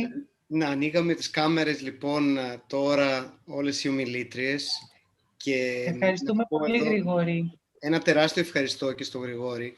Θέλω να πω λίγο, καθώς περνάμε από την πρώτο μέρος της συζήτησης στο δεύτερο, ότι κάποια στιγμή, 1 χρόνο, 1,5 χρόνο πριν, τώρα και με την πανδημία είναι δύσκολο να μετράει κανείς το χρόνο. Φαίνεται λίγο συστολή διαστολή του χρόνου περίεργη. Ο Γρηγόρης Βαλιανάτος είχε μιλήσει σε ένα κλειστό και χωρίς κάμερες μεγάλο meeting που είχαμε κάνει. Και θυμάμαι, Γρηγόρη, που είχες πάλι μιλήσει για αυτή την εμπειρία και αυτή τη μνήμη. Και αυτό που κρατάω, και το κρατάω ως μεγάλη ευθύνη, ήταν οι τρομερές σιωπές όταν μίλησες. Τρομερές σιωπές. Και καμιά φορά και οι σιωπές μέσα στη μνήμη λένε πολλά. Κρατάω... οι δικές μου σιωπές. Ναι, οι δικές σου. Εγώ νομίζω θα έπρεπε να θυμάσαι πιο πολύ τα κλάματα, γιατί μου πιάσαν τα ζουμιά και δεν μπορούσα να συνέλθω. Και αυτό είναι και λίγο, νομίζω πρέπει όλο και περισσότερο να μάθουμε να μιλάμε και να μιλάμε περισσότερο για αυτή τη μνήμη. Ήθελα εάν μπορούμε, και τεχνικά νομίζω μπορούμε, υπάρχουν κάποιες πρώτες παρεμβάσεις που θα μπορούσαν να γίνουν από ανθρώπους που είναι εδώ, συνομιλήτριες και συνομιλητές που είναι εδώ μαζί μας στο Zoom.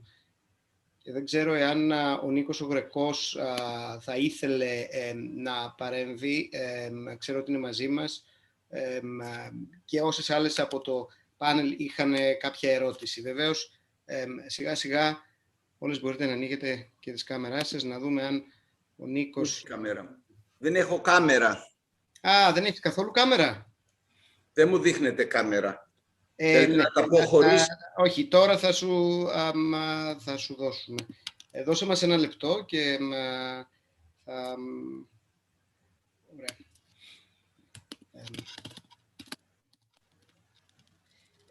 Λοιπόν, σιγά σιγά νομίζω ότι θα μπορέσει να δώσει, να μπορέσετε να μπείτε και με την κάμερά σας. Νίκο, νομίζω τώρα μπορείς.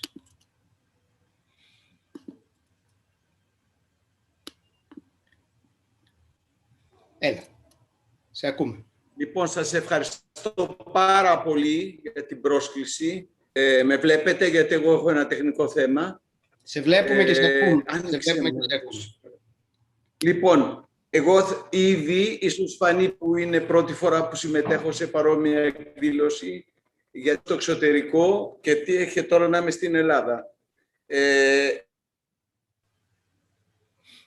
Στο διήγημα «Ο χορός της ζωής και του θανάτου», στο πρώτο κλείσιμο, περίπτωσης αρρώστιες, τη φυματίωση, το COVID τώρα. Στο βιβλίο με ερωτήματα αναφέρω πάρα πολλά για τις θεραπείες και το ρόλο του χιούμορ, της αγάπης και διάφορα προβλήματα που έχω ζήσει.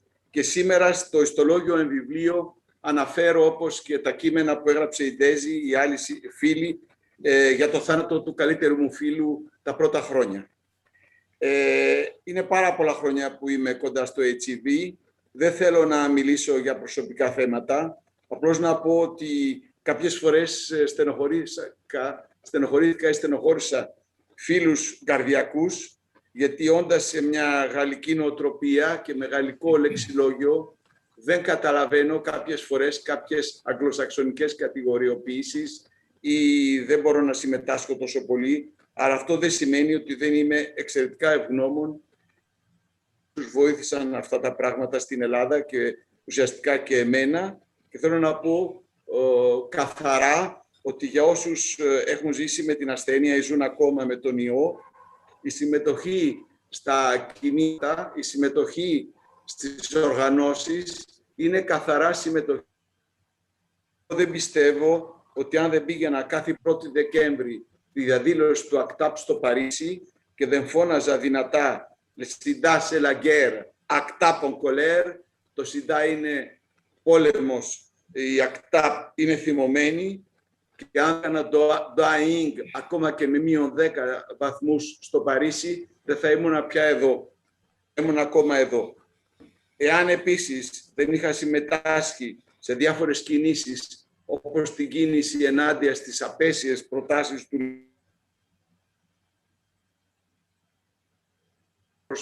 πιθανότητα να βρεθεί η Λεπέν πρόεδρος της Δημοκρατίας στη Γαλλία του χρόνου.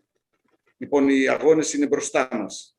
Όταν ζητούσε ο Λεπέν να μπει ένα τατουάζ ανεξίτηλο σε όλους τους οροθετικούς και αυτός να βόλευε και κάποιους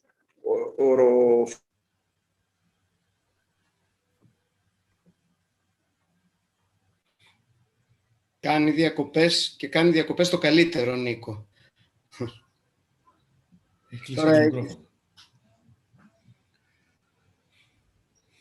Νομίζω ένα από τα πράγματα που μας έχει... Έλα, μας ακούς τώρα. Αυτή η χειροτεχνικότητα... Ναι, να μιλήσω. Ναι, μίλα τώρα. Ήθελα να πω επίσης ότι να μην ξεχνάμε πόσα ζευγάρια ότι ζήσανε με διαφορετική οροθετική και οροαρνητική μαζί, με μεγάλη αγάπη και δεν υπήρχε πρόβλημα και ότι πάντα πολεμούσα να εξηγήσω ότι δεν υπάρχουν οι κοινότητες που κινδυνεύουν, αλλά κάποιες συγκεκριμένες πρακτικές στην ερωτική συνέβρεση. Και επίσης ότι δεν έπρεπε δηλαδή να πούμε αν δεν πας με κάποιον γκέι ή με κάποιον που κινδυνεύει γιατί είναι πιο τρελούτσικος, πιο ντυμένος, πιο έξαλα κλπ. Αλλά όλοι είναι το ίδιο, πρέπει να κατηγοροποιούμε. Αυτό το βλέπαμε και σε μπαρ, που πήγαιναν πολλοί για κάποιες συναντήσεις και έβλεπαν να κάνουν παρέα μονάχα με αυτούς που ήταν λίγο πιο όμορφοι, πιο ήρεμοι, πιο σωστά ντυμένοι, ενώ μπορεί να ήταν πολύ πιο άρρωστοι από άλλους που ήταν πιο έξαλα ντυμένοι. Επίσης θέλω να πω ότι όλα αυτά που είχαμε για το HIV, για τις θεραπείες, για τον τρόπο της σχέσης γιατρού-ασθενούς, σχέσης γιατρού-οικογένειας, περιβάλλοντος, είναι πράγματα που τα κερδίσαμε για όλες τις ασθένειες, για τον καρκίνο, για άλλα θέματα. Αυτές τα είδατε στο φιλμ, το πολύ όμορφη ταινία 20 χτύπη, τις προσπάθειες για τα ζητήματα με τις μεγάλες... τα θέματα δηλαδή υγείας είναι για όλους. Εάν δεν μίλησα πάρα πολύ για το HIV και να ζητήσω και συγγνώμη την εποχή της υποψηφιότητάς μου με το ΣΥΡΙΖΑ, ίσως ήταν και γιατί δεν ήθελα να επανέλθει αυτή η ταύτιση HIV ομοφιλοφιλίας και να ξεχωρίσω τα δύο πράγματα. Θα πω μόνο αυτό που είπε κάποιος στην αρχή, είναι εξαιρετικά σημαντικό. Μερικές φορές υπήρχε και μια ευκολία στην αντιμετώπιση των δυσκολιών της ζωής μας, η έννοια ότι ξέραμε ότι πιθανώς κάποιο τέλος είναι κοντινό και δεν αντιμετωπίσαμε μερικά πράγματα πιο μακροπρόθεσμα.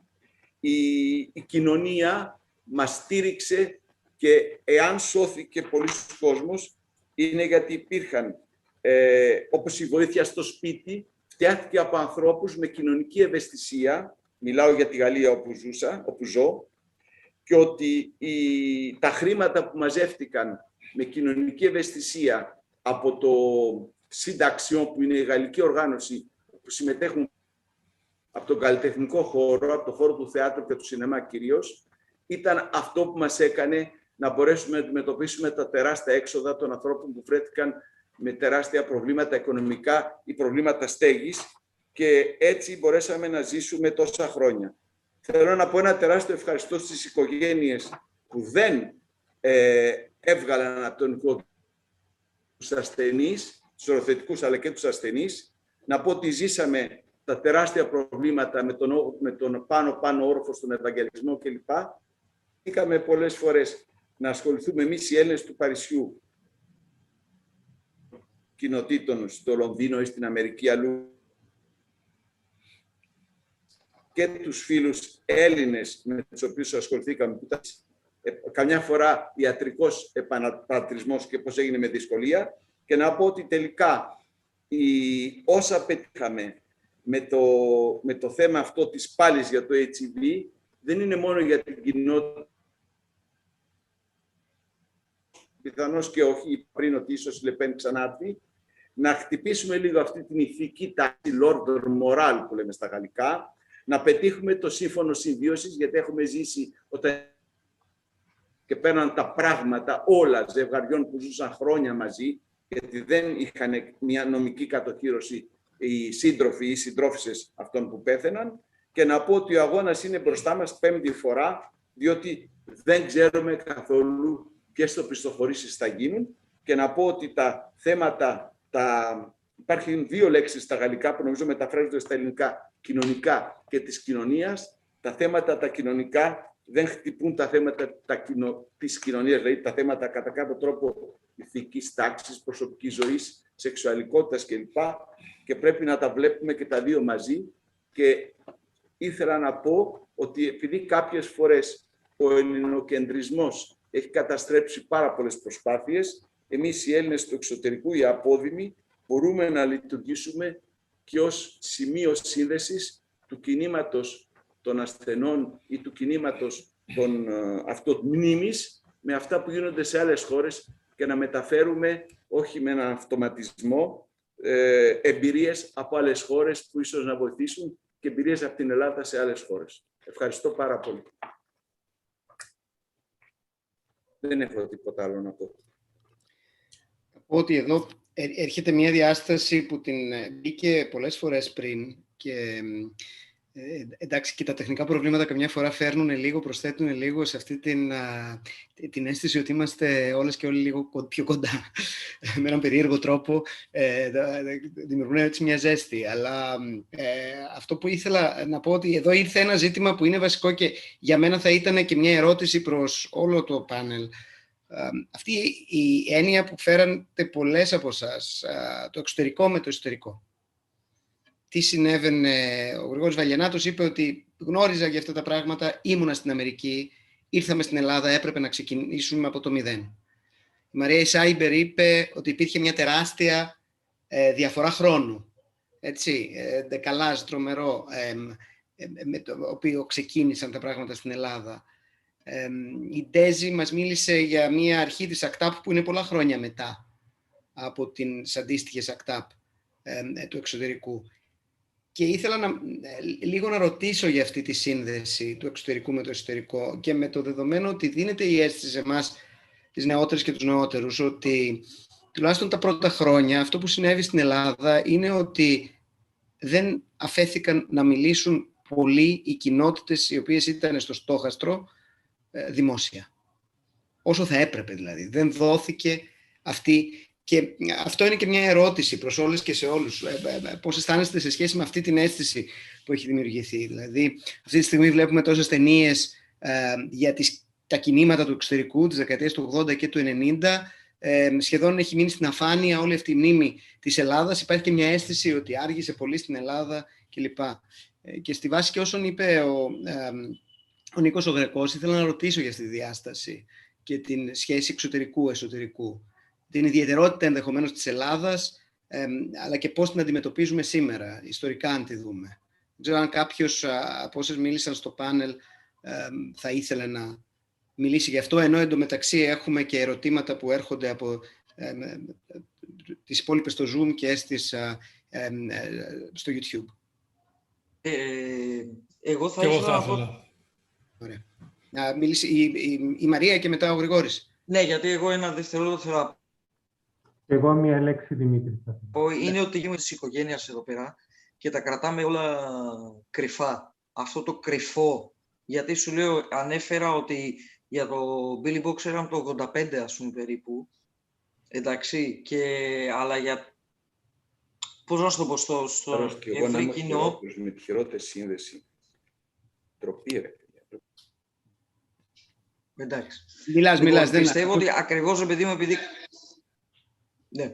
Λοιπόν, ότι επειδή ακριβώς κρατιόντουσαν όλα κρυφά και το μην το πεις και μην το κάνεις και ότι δεν υπήρχε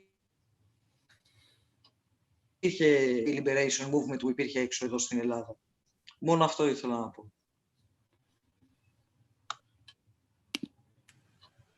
Ο Γρηγόρης. Έχεις πολύ δίκιο, γιατί από την αρχή μας ξεκαθαρίστηκε ότι δεν είχαμε περιθώριο να πούμε τίποτα. Ο λόγος για τον οποίο βγήκα πρώτη φορά στην τηλεόραση, και το λέω γιατί έχει πλάκα, τα Χριστούγεννα του 1985 ως εκπρόσωπος του ΑΚΟΕ, ήταν για να δώσουμε εξηγήσεις στον κόσμο γιατί τον κολλάμε AIDS. Είμαστε αυτοί που έχουν γεννήσει το AIDS. Για πολλά χρόνια το AIDS είχε να κάνει, και έτσι μας το πουλάγαν στην αρχή, με τον τρόπο ζωής μας, το να κάνεις πολύ σεξ, το να διασκεδάζεις πολύ, να πίνεις, να κάνεις ναρκωτικά, δεν ξέρω τι. Αυτά που ήταν χαρακτηριστικά της χαράς της ζωής μας ήταν ο λόγος. Άρα δεν είχαμε κανένα λόγο να μιλάμε σαν queer, λεσβείες και ομοφυλόφιλοι. Ούτως ή άλλως δεν μιλάμε ποτέ σε αυτή τη χώρα. Κανένας ποτέ, οι άνθρωποι που μιλούσαν σε αυτή τη χώρα, ανάποδα, με την καρέκλα, με την πλάτη. Ο μόνος λόγος που μας δώσανε βήμα για να μιλήσουμε είναι για να απολογηθούμε και για να μην τους κολλήσουμε, να είμαστε μακριά, αν ήταν δυνατόν να φοράμε το κορδελάκι στο μέτωπο, κάπως να μπορούμε να συνοηθούμε για να μας αποφεύγουν. Και έπρεπε, καταλαβαίνετε, αυτό το πράγμα να το γυρίσουμε όλο ανάποδα. Και δεν ήταν καθόλου εύκολο. Επίσης, να πω ότι τεράστια εξημέρωση στο θέμα του AIDS, σε μια χώρα που είχε μια εκκλησία έξαλλη, ακόμα την έχει, έχει μια πλήρη απουσία σεξουαλικής αγωγής από τα σχολεία, έχει αγράμματους και κακοποιητές δημοσιογράφους, έχει αδιάφορους και υποκριτές πολιτικούς. Άρα, λοιπόν, οι προϋποθέσεις ήταν τελείως διαφορετικές από το εξωτερικό. Εκεί που διευκόλυνε και μας γλύκανε λίγο, ήταν οι γνωστές μεγάλες δίβες ηθοποιοί, τραγουδίστριες, η Μαντόνα, οι διάφορες άλλες, που κάνανε κάτι γκαλά, που κάνανε κάτι σοου, που κάνανε κάτι γλύκες, κάτι ομορφιές και προσπαθούσαν λίγο να συνδυάσουν τη μαύρη σακούλα και την προβιά που πεθαίνει με τη ζωή που μπορεί και να διατηρηθεί, μπορεί να χαίρεται ακόμα και που αυτός ήταν ένας τρόπος να συνομιλήσουμε.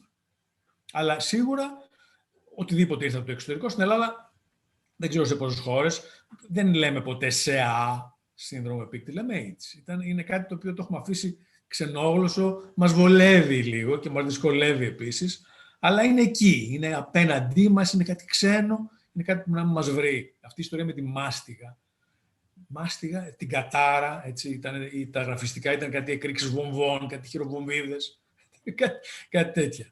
Και επίσης πολύ χαρακτηριστικό και δίνει όλο αυτό το κλίμα της εποχής είναι, ακόμα και σήμερα υπάρχει αυτή η συζήτηση, είναι Παγκόσμια Μέρα του AIDS. Δεν είναι η Παγκόσμια Μέρα κατά του AIDS. Είναι μια μέρα που κατάματα βλέπεις μια αρρώστια, η οποία είναι ανθρώπινη, η οποία ξεπερνιάται, η οποία δεν ξεπερνιέται, αλλά είναι ένα θέμα. Είναι η Παγκόσμια Μέρα του AIDS. Στην Ελλάδα ήταν κατά του AIDS. Αλλά στην Ελλάδα ήταν κατά της ζωής αυτών που είχαν AIDS.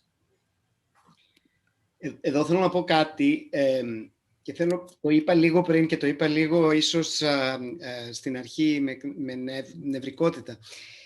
Κάποια στιγμή συζητώντας με συναδέλφους, συζητώντας με τον Γιώργο του Σαμπατακάκη, κάτι γράφαμε, προσπαθούσαμε να θυμηθούμε την πρώτη στιγμή, το είπα και πριν, στην οποία ακούσαμε κάποιον παρησιαστικά να δηλώνει ότι είναι ομοφυλόφιλος. Και ήταν η πρώτη στιγμή, ήσουν εσύ, Γρηγόρη Βαλιανάτε, στην τηλεόραση, και ήταν ταυτόχρονα και η πρώτη στιγμή που έπρεπε να κάνεις αυτό που λες. Να μπει στο στόχαστρο για να σου πούνε ότι είσαι η κοινότητα που μεταδίδει το AIDS. Είναι επίσης η πρώτη στιγμή που ο δημοσιογράφος σε κόβει και σου λέει σας παρακαλώ να σέβεστε. Αυτή τη συζήτηση την κάναμε και συνειδητοποίησα ότι εγώ και ο Γιώργος γράφαμε μαζί, είχαμε την ίδια μνήμη, ως μνήμη τοποθετητική του εαυτού μας, ακριβώς το πώς... ψάξαμε λίγο στο ίντερνετ και βρήκαμε 5, 6, 10 άλλες μνήμες ανθρώπων που λένε το ίδιο πράγμα. Πως νέοι άνθρωποι είχαν δει αυτή τη σκηνή. Και είναι μια σκηνή ταυτόχρονα παρησίας, όλης αυτής της, όλου αυτού που περιέγραψες, αλλά και λογοκρισίας. Στην οποία αντεστάθης βέβαια, αλλά δεν πάβει για έναν άνθρωπο που το βλέπει να παραμένει μια λογοκρισία καταστατική για την ταυτότητά του. Και ήθελα... δεν ακούγεσαι, κάτσε να σε... Το ανοίγω. Άνοιξε. Ναι. Ακούγομαι τώρα. Ναι. Ναι. Πρέπει να σας πω, γιατί το είχα σχεδιάσει και όλα σε όλη αυτή την αντάρα που ήταν τότε, δεν ξαναβγεί κανένας ποτέ. Ήταν μια συζήτηση, ήταν ο Μάκης ο Γιώργος Μπαζολιάς, μετά σε μια αργότερη συζήτηση, γιατί αυτό το «ον» που θυμάσαι εσύ ήταν Χριστούγεννα, ήταν μόνος μου. Αλλά μετά ήταν η συζήτηση και αρχίσαμε να συζητάμε και με κόβει ο δημοσιογράφος, εκεί που του λέω, άρχισαν να λένε για τον επιπολασμό του ιού και αυτά και τα άλλα πράγματα που ο κόσμος δεν μπορούσε να καταλάβει. Και λέω πολύ συγκεκριμένα και πολύ μελετημένα. Όταν θα ήθελα να σας πω κάτι για να μην το ξεχάσει κανένας, γιατί δεν υπάρχει καμία ενημέρωση, δεν υπάρχει καμία σεξουαλική. Λοιπόν, όταν πρόκειται κάποιος να χύσει μέσα στο σώμα ενός άλλου, εκεί καταλαβαίνετε ότι έπεσε το στούντιο και μου λέει χαρακτηριστικά, θυμάμαι πάρα πολύ, μου λέει, σας παρακαλώ πολύ να μην λέτε πράγματα που δεν τα καταλαβαίνει ο κόσμος. Και του λέω, προτιμώ ένα χωριό σοκαρισμένο από ένα χωριό μολυσμένο. Και εκεί συνεχίστηκε η κουβέντα. Αλλά ήταν η πρώτη δραματική, ήταν σαν την έξοδο του Ταύρου στην Ταυρομαχία. Έτσι παραλληλίζω αυτό που έγινε τότε. Και για πολλούς να πεθάνει.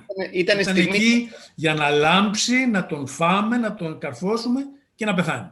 Και να είναι ηρωικός και τρισμέγιστος και να είναι ακόμα ταυρομαχίες. Μάθε λοιπόν ότι πολλά νέα μικρά παιδιά τότε το βλέπανε και κατάλαβαν ποιοι είναι από αυτή τη στιγμή. Ήθελε ο Παναγιώτης ο Δαμάσκος να πει κάτι πριν, ξέρω ότι υπάρχουν και άλλες.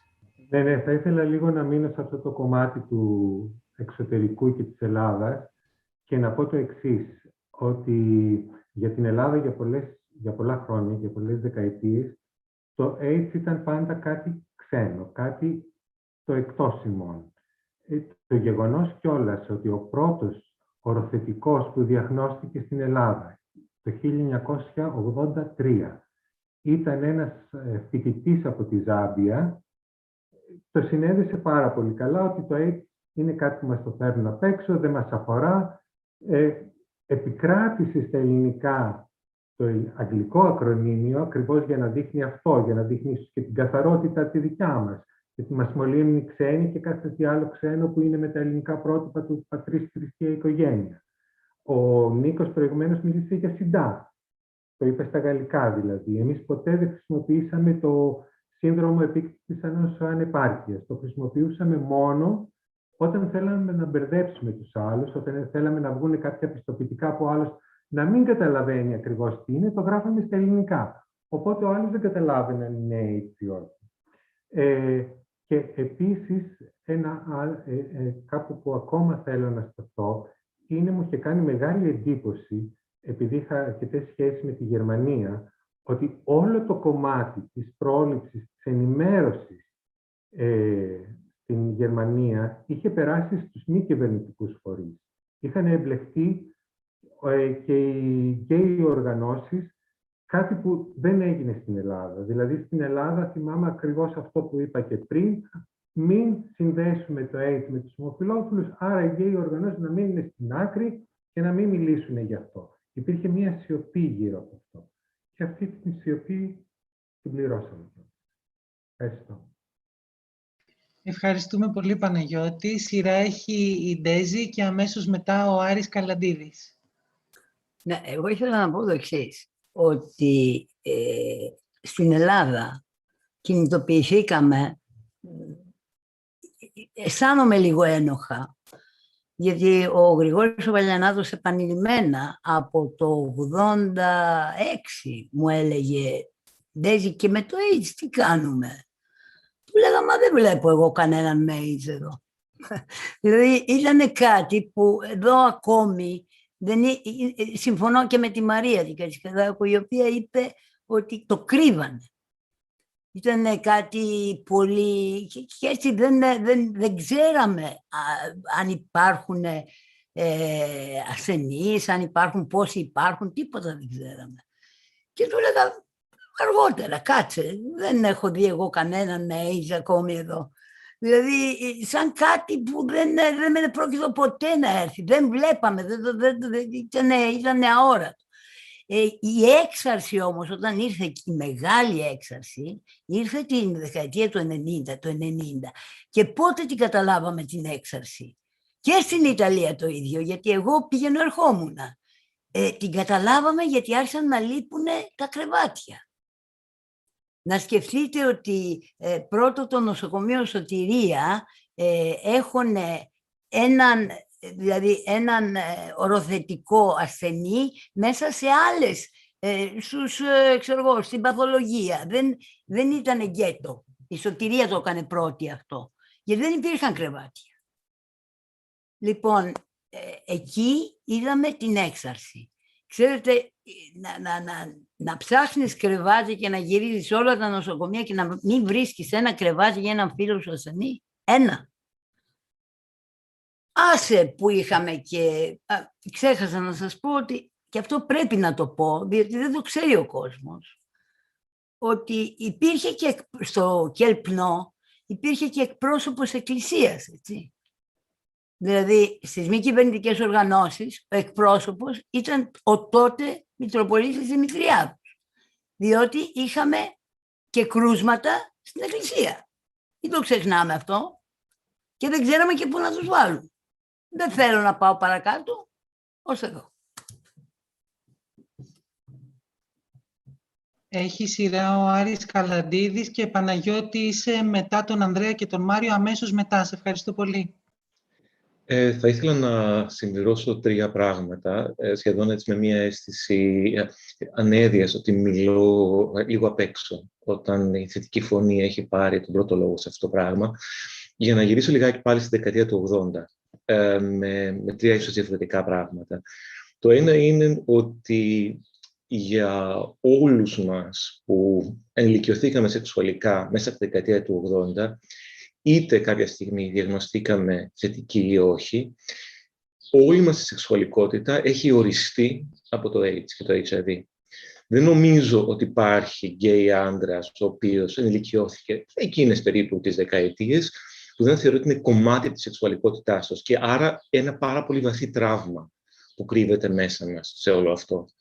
Και είναι σχεδόν αδύνατον να σκεφτεί κανείς ακόμα και τη σεξουαλικότητά του, τη σεξουαλική του ζωή, την ενέργεια, ως σεξουαλικά ενεργός πολίτης, χωρίς αυτό το τραύμα που χαρακτηρίζει κάθε στιγμή μας. Και νομίζω αυτό είναι πάρα πολύ σημαντικό. Και αυτό λόγω είναι και πάρα πολύ σημαντικό αυτά τα πράγματα να λέγονται δημόσια, ακόμα και σήμερα που και εμείς, γιατί δεν θέλουμε να φέρουμε το δικό μας τραύμα, ίσως στην επιφάνεια, αποφεύγουμε αυτή τη συζήτηση σαν να έχει πάψει, έχει σημασία με κάποιο τρόπο αυτά τα πράγματα να λέγονται δημόσια, να καταγράφονται δημόσια και όχι μόνο ανάμεσά μας. Το δεύτερο έχει σχέση πάλι με τη δεκαετία του 1980. Το 1985 έφυγα για πρώτη φορά από την Ελλάδα, πήγα στο Βερολίνο. Είχα γνωρίσει τότε έναν Γερμανό και ξεκίνησα μια μεγάλη σχέση, ο οποίος ήταν πάρα πολύ ενεργός σε μια μη κυβερνητική οργάνωση, την Deutsche AIDS-Hilfe, και στο Βερολίνο κυρίως, που γίνει μια Berliner AIDS-Hilfe. Και εκεί για πρώτη φορά, το 1985, άρχισα να ακούω πράγματα τα οποία στην Ελλάδα δεν ακούγαμε. Και αυτό που μου είχε κάνει τρομερή εντύπωση τότε ήταν η παρουσία αυτής της ομάδας στο δημόσιο λόγο. Και με μια τρομερή υπερηφάνεια, η οποία την είχαμε ζήσει διαφορετικά στην Ελλάδα, την είχαμε ζήσει ως ντροπή. Στη Γερμανία είχε γίνει διαφορετικά το πράγμα. Ίσως γιατί υπήρχε ήδη ένα πάρα πολύ δυνατό και αρκετά μεγάλο κίνημα γκέι, κυρίως στο Βερολίνο φυσικά. Άρα αυτό είχε δημιουργήσει μια πολύ έντονη συλλογικότητα που το επέτρεπε.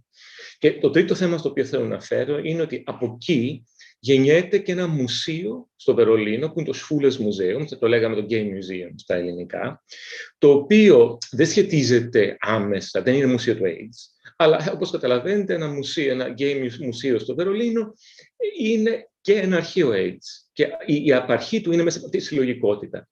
Και αυτό έχει καταφέρει μέσα από τα χρόνια που λειτουργεί ως ένα μουσείο της κοινότητας, το οποίο αυτοδιαχειρίζεται και μέσα από την κοινότητα, να κάνει αυτή τη δουλειά ενός αρχείου, το οποίο καταγράφει ό,τι μπορεί από αντικείμενα, προφορικές ιστορίες και τα πάντα, και βλέπω πόση μεγάλη σημασία έχει για μας σήμερα, και όσο αστείο και να ακούγεται, αυτή τη στιγμή εγώ πηγαίνω 20χρονους φοιτητές που δεν κάνουμε κάποιο μάθημα που να έχει ζητήματα LGBTQ, αλλά πηγαίνω 20χρονους μαθητές και μαθήτριες στο αρχείο για να δουν κάποια πράγματα. Και θέλω απλώς να επιμείνω αυτή στην ιδέα του αρχείου. Ευχαριστώ. Ευχαριστούμε πολύ. Είναι σίγουρα έτοιμα όλων, τουλάχιστον όσων είμαστε εδώ, η δημιουργία ενός αρχείου καθώς και η δημιουργία ενός μνημείου για τους ανθρώπους που έφυγαν. Ωστόσο, Παναγιώτη Ευαγγελίδη, ήθελες κάτι να πεις? Από ό,τι κατάλαβα, έτσι, άνοιξε το μικρόφωνο σου, αν μπορείς να μας το πεις. Δεν σε ακούμε, Παναγιώτη, άνοιξε το μικρόφωνο σου, αν μπορείς. Σε σχέση με το εξωτερικό και το μέσα που λέγαμε πριν, μια φράση ότι το Κέντρο Ζωής και Έμπνευσης, που είναι ο πρόγονος της θετικής φωνής, φτιάχτηκε από έναν Αμερικάνο και πλαισιώθηκε στην αρχή από μια κοινότητα ξένων οι οποίοι ζούσαν στην Ελλάδα. Αυτό κάτι λέει από μόνο του, δεν χρειάζεται τώρα να το αναλύσουμε, και για πολύ καιρό μιλούσαμε αγγλικά σχεδόν στο Κέντρο Ζωής και Έμπνευσης. Αυτό ήθελα να πω απλώς. Και βέβαια να υπερθεματίσω για το θέμα του αρχείου, που δεν υπάρχει στην Ελλάδα ακόμη και που πραγματικά δεν ξέρω πώς να γίνει μια επιτροπή, να γίνει κάτι. Κάπως το έχουμε ανακοινήσει με σένα Μαρία τώρα τελευταία, και πραγματικά να μην το αφήσουμε εδώ, να μην μείνει στα λόγια. Εδώ θέλω να πω κάτι, γιατί οι προσπάθειες είναι πολλές και θα πρέπει για να γίνει όλο αυτό να αρχίσουμε να σκεφτόμαστε το αρχείο ρευστά. Όλα αυτά είναι αρχείο. Η αρχή της συζήτησης ξανά, συμφωνώ, η δυνατότητα, το ότι η Έφνηση Εροφίλη είπε και ένα μνημείο. Αυτό είναι πολιτικό αρχείο. Οπότε δεν είναι ανάγκη να λέμε τι δεν κάναμε ή τι δεν μπορέσαμε ή τι δεν προλάβαμε. Κάθε στιγμή, ακόμα και αυτή η συζήτηση η οποία θα μείνει και θα μπορεί να φέρει συνθέσεις, είναι ακριβώς αυτή που οργανώνει ένα πολιτικό αρχείο. Συγγνώμη, ήταν ο Ανδρέας και η Ντέζη, ακολουθούν, ξέρω, και άλλες. Θα πάρουμε λίγο χρόνο περισσότερο, μας δίνουν οι διοργανωτές, αλλά αυτή είναι μια πολύ σημαντική. Θα ήθελα και εγώ μετά. Έχει σειρά ο Μάριος. Όχι, Εροφίλη εγώ. Ο Ανδρέας και μετά ο Μάριος και μετά ο Γρηγόρης, εντάξει. Δεν θα φέρω κάτι το ιδιαίτερα καινούργιο. Πώς θα θέλω να σκεφτούμε έτσι κάποια πράγματα.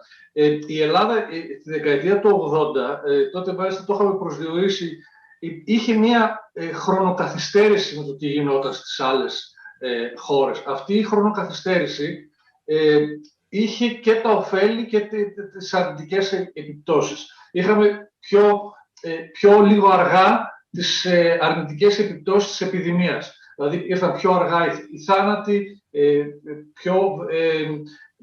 η επίπτωση ήταν πιο αργή. Θυμάμαι, η πρώτη μου επαφή με το AIDS ήταν ένα σαλόνι στα επίκαιρα, στο περιοδικό τότε, το 83 ή 84, εδώ δεν το θυμάμαι ακριβώς καλά. Και είναι αυτό που κάποιος είπε, ότι θεωρούσαμε ότι δεν μας αφορά. Είναι κάπου μακριά στην Αμερική, μέχρι να φτάσει εδώ. Οι Αμερικάνοι είναι πολύ πιο έξαλλοι από εμάς, που εμείς ήμασταν λίγο πιο καλά κορίτσια, ξέρω εγώ, και δεν ήμασταν τόσο έντονα, είχαμε τέτοια έντονα προβλήματα, οπότε θεωρούσαμε ότι δεν μας αφορά. Το 86 αρχίσαμε ξαφνικά να γίνονται γύρω μας, να βρίσκεται όλο και πιο κοντά μας. Τα επίσης θετικά αυτής της χρονοκαθυστέρησης είναι ότι εμείς λίγο πολύ τα βρήκαμε και έτοιμα. Λέει η Ντέζη, και πραγματικά είναι συγκινητικές αυτές οι δράσεις και η Ντέζη και ο Γρηγόρης, που ήταν από τους πρώτους που βγήκανε και μιλήσανε για το AIDS, αλλά μας ήρθαν και λίγο έτοιμα. Τα φάρμακα ερχόταν πολύ πιο εύκολα και πολύ πιο γρήγορα στην Ελλάδα. Δεν χρειαζόταν οι εγκρίσεις που χρειαζόταν σε άλλες χώρες. Επίσης, αυτή η χρονοκαθυστέρηση στα αρνητικά της ήταν ότι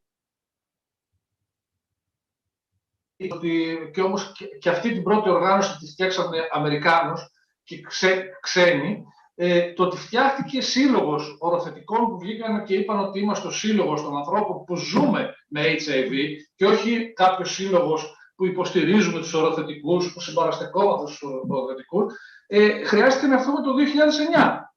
Μέχρι το 2009 δεν μπορούσαν να μαζευτούν οι 21 υπογραφές να φτιαχτεί κάποιο σύλλογο.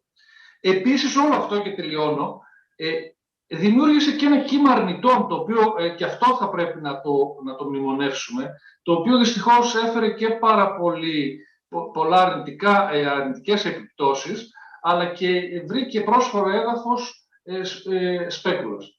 Και μέσα σε αυτό το κίνημα των αρνητών, δυστυχώς, μην ξεχάσουμε ότι ακόμα και μέλη της κοινότητας, ακόμα και ηγετικά, δεν θέλω να επεκταθώ, ήταν αρνητές ή φοβόντουσαν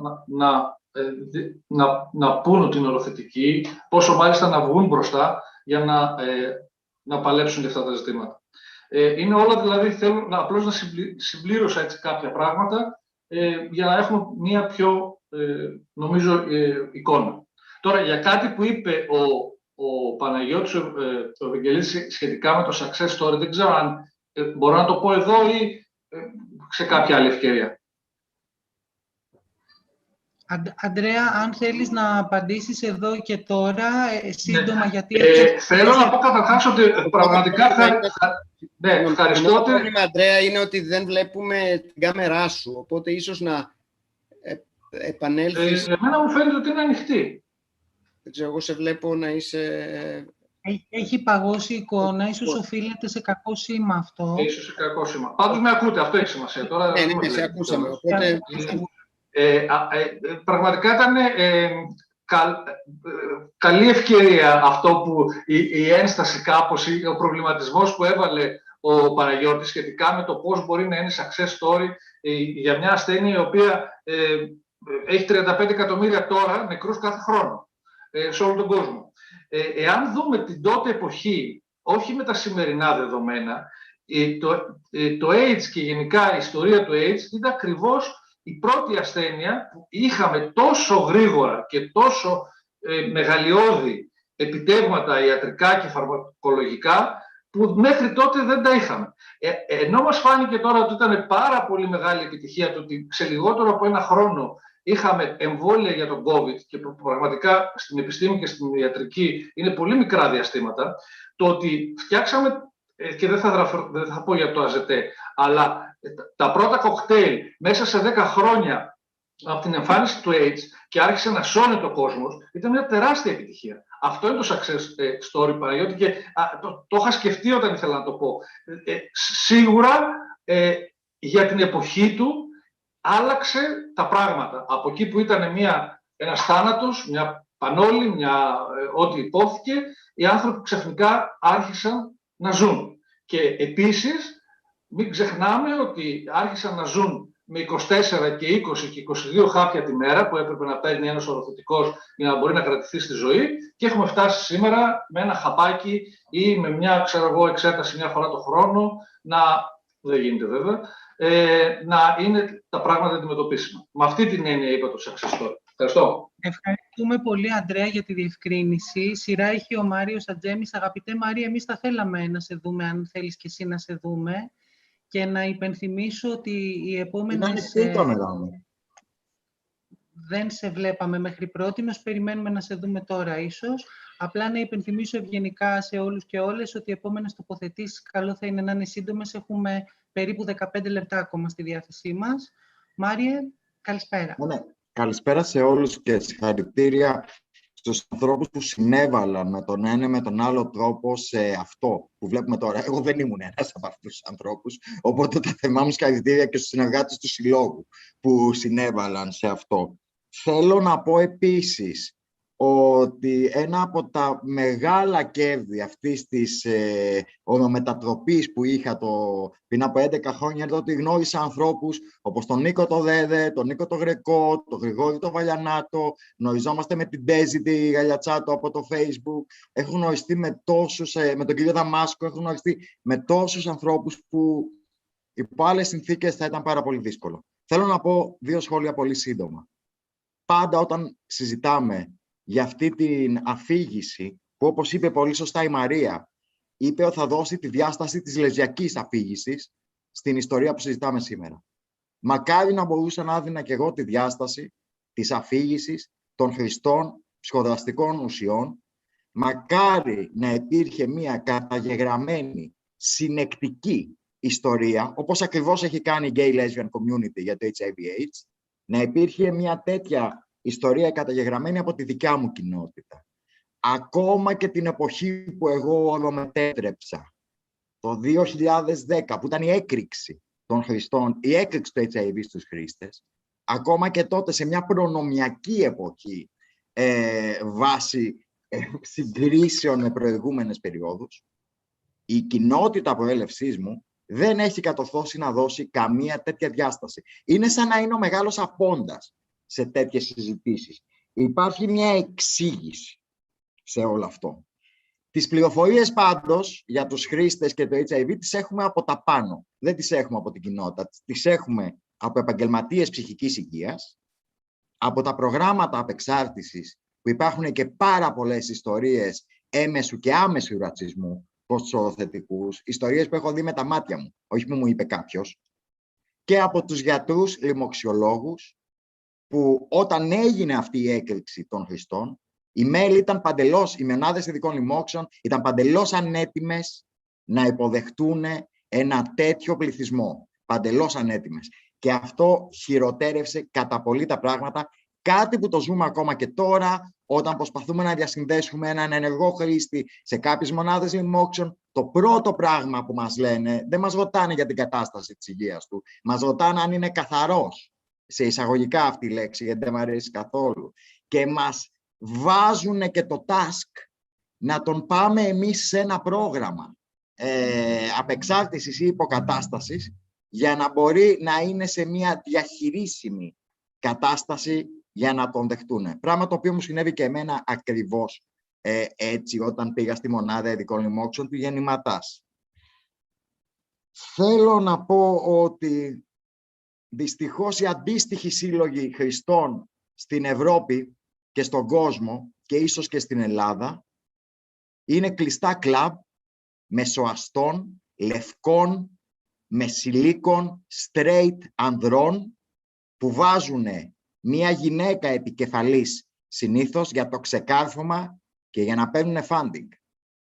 Και γι' αυτό ακόμα και οι άνθρωποι που είναι γκέι ή οτιδήποτε άλλο και είναι οροθετικοί, είναι στο περιθώριο ακόμα και σε αυτούς τους συλλόγους. Και αυτό συντελεί στο να μην υπάρχει μία συνεισφορά της συγκεκριμένης κοινότητας στο αφήγημα που συζητάμε τώρα. Θέλω να πω και κάτι τελευταίο. Άκουγα τον κύριο Δαμάσκο να λέει για τον Ξενώνα που θα γινόταν για οροθετικά άτομα και είχαν βάλει απ' έξω κάτι γιαγιάδες να επιβλέπουν και όλα αυτά. Εάν κάποιος δεν μου έλεγε τι ακούω αυτή τη στιγμή, σε ποια συζήτηση είμαι, θα νόμιζα ότι βρίσκομαι στην 2 μηνών συζήτηση με κατοίκους του κέντρου για τον ξενώνα που θέλει να ανοίξει ο Κανά, για ενεργούς χρήστες, και το τι ακούσαμε σε εκείνη τη συζήτηση.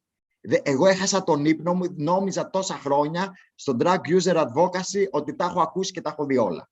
Έχασα τον ύπνο μου για μέρες από πράγματα που άκουγα από ανθρώπους μικρότερους από μένα σε ηλικία. Ένα αφήγημα για εμπόρους, εγκληματίες, τοξικομανείς που θα σπείρουν αρρώστιες και ότι δεν πρέπει με λίγα λόγια να ανοίξει ο ξενώνας για να... τέτοια πράγματα. Μου θύμισε ακριβώς αυτό. Αυτή ήταν η παρέμβασή μου και πάλι συγχαρητήρια σε όσους συνεισφέρανε σήμερα σε αυτό. Σε ευχαριστούμε πολύ, Μάριε. Γρηγόρης... Πολύ σύντομα. Ναι.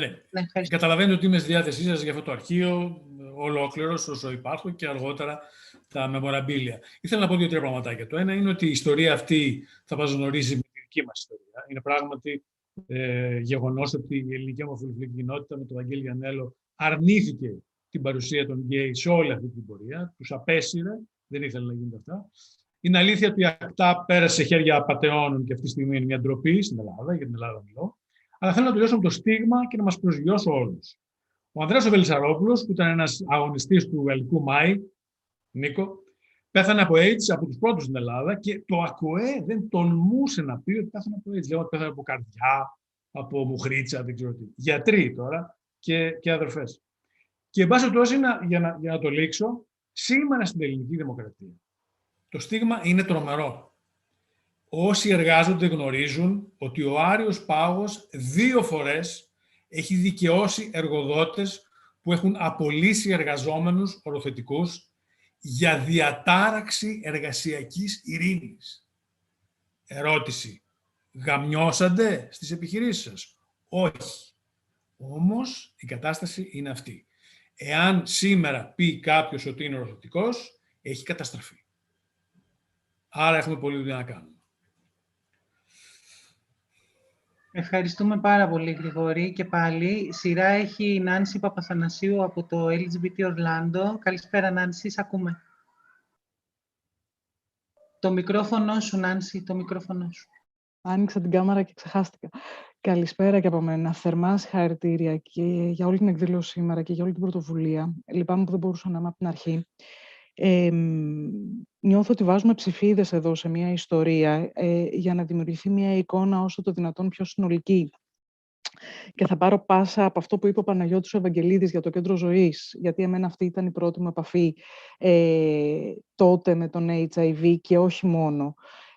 Θέλω να κάνω μια πάρα πολύ γρήγορη γέφυρα και σύνδεση και δεν θα μιλήσω ως ψυχολόγος τώρα, αλλά θα προσπαθήσω με τα μάτια της ψυχολόγου που είμαι τώρα να ρίξω λίγο φως σε μια εμπειρία ενός παιδιού που ήμουνα τότε. Και η δικιά μου εμπειρία από το Κέντρο Ζωής ήταν μια εμπειρία πολύ ενδιαφέρουσα γιατί είχε ένα δίπολο. Από τη μία τότε ήταν το μοναδικό queer, και θα κάνω αυτό τον νεολογισμό για τότε, πράγμα που έβρισκα στην Αθήνα όταν είχα έρθει, ενεργό, εύκολα προσβάσιμο. Δεν λέω ότι δεν υπήρχαν και άλλες κοινότητες, μιλάω για τέλη της δεκαετίας του 90, δεν λέω ότι δεν υπήρχαν και άλλες κοινότητες, δεν υπήρχαν και άλλες δράσεις. Ήταν το μόνο που εγώ είχα καταφέρει και είχα βρει. Σαν μια σύνδεση με μια κοινότητα στην οποία τότε ψηλάφισα να δω αν ανήκω και πόσο ανήκω. Και από την άλλη ήταν μια άγρια εμπειρία αποκουιροποίησης του HIV, το Κέντρο Ζωής. Με ένα διοικητικό συμβούλιο το οποίο αποτελούταν από φιλάνθρωπες κυρίες εξαιρετικών προθέσεων, δεν θα το αμφισβητήσω αυτό, αλλά φιλάνθρωπες κυρίες. Μια εμπειρία που προσπαθούσε να φύγει από το γκέι, από το queer της εποχής, όσο το δυνατόν πιο γρήγορα. Και το φέρνω αυτό σαν μια ψηφίδα ακόμα μέσα, και για το τι έφερε και για το τι έγινε και γιατί μετά η θετική φωνή ήταν μια απίστευτη ανάσα. Για άλλα πράγματα τα οποία τότε δεν μπορούσαν να λεχθούν.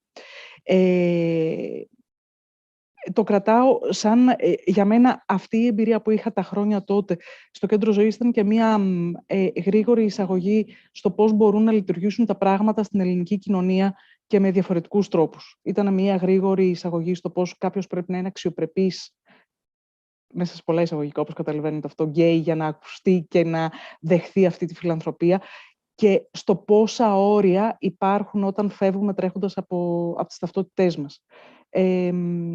Αυτό. Ευχαριστώ και πάλι για το χρόνο, για τη δουλειά, για όσα έχουν προηγηθεί πριν και παράλληλα και μετά. Αυτό. Εμείς ευχαριστούμε, Νάνση. Καλή δύναμη. Έχουμε ένα γρήγορο σχόλιο από τη Μαρία και αμέσως μετά το τελευταίο σχόλιο της σημερινής εκδήλωσης από την Ντέζη. Μαρία. Ναι, επειδή η Νάνση έβαλε 2-3 φορές τον όρο queer, αυτό που θέλω να πω ότι ο όρος queer ακριβώς ξεπήδησε τότε, με την έννοια ότι υπήρχε μια μεγάλη ανάγκη, γιατί έχουμε τους γκέι οι οποίοι ήταν μέσα σε σχέσεις, δεν κάνανε κλάμπινγκ, δεν κάνανε ναρκωτικά και δεν αρρωσταίνανε, και έχουμε μια ολόκληρη κοινότητα η οποία είναι bi, SM, switcher, ναι, BDSM εννοώ, λοιπόν, όπου ο τρόπος ζωής που είχαν, σεξ, ναρκωτικά, ξέρω εγώ, ποτά και τα λοιπά, έκανε να νοσούνε. Οπότε ο γκέι, ο οποίος ήταν ο καθώς πρέπει, που νοσούσε. Λοιπόν, και χρειαζόταν ένας όρος που η ψαλίδα να είναι μεγαλύτερη και να χωράει πολύ παραπάνω από το στενό όρο του γκέι, και αυτή η ψαλίδα η μεγάλη είναι το queer. Λοιπόν, που είναι και οι άνθρωποι οι οποίοι δεν είναι φυσιολογικοί, είναι φρικιά, είναι αυτοί που έχει πετάξει η κοινωνία απ' έξω κτλ. Τώρα, αυτό το λέω πάρα πολύ σύντομα, γιατί δεν έχουμε χρόνο. Επειδή ανέφερε το queer, τότε το queer βγήκε ως όρος. Πάνω στην πανδημία του AIDS, τότε δημιουργήθηκε ως όρος, ως κίνημα, δημιουργήθηκε μετά το queer. Ναι, ευχαριστώ, απλώς να το βάλω ότι το AIDS και το queer είναι συνδεδεμένα έτσι. Αυτό είναι ένα πολύ σημαντικό στοιχείο που δείχνει πώς η επιστροφή στην ιστορία και του HIV/AIDS μας δείχνει και μια επιστροφή στην ιστορικότητα και των κατηγοριών που διεκδικούμε σήμερα ως πολιτικές κατηγορίες.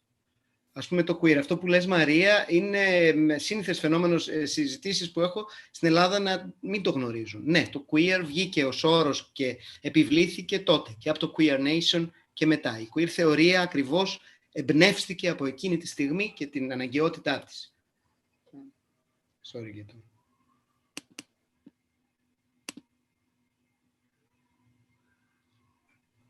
Ντέζη, τα τελευταία 2 λεπτά πριν τον επίλογο. Τα τελευταία 2 λεπτά να διορθώσω κάτι. Ο πρώτος σύλλογος, η πρώτη οργάνωση που είπε, όταν μας οδούσαν οι δημοσιογράφοι, ποιοι είστε οροθετικοί και ποιοι δεν είστε, και λέγαμε όλοι είμαστε οροθετικοί, ήταν η ACT UP.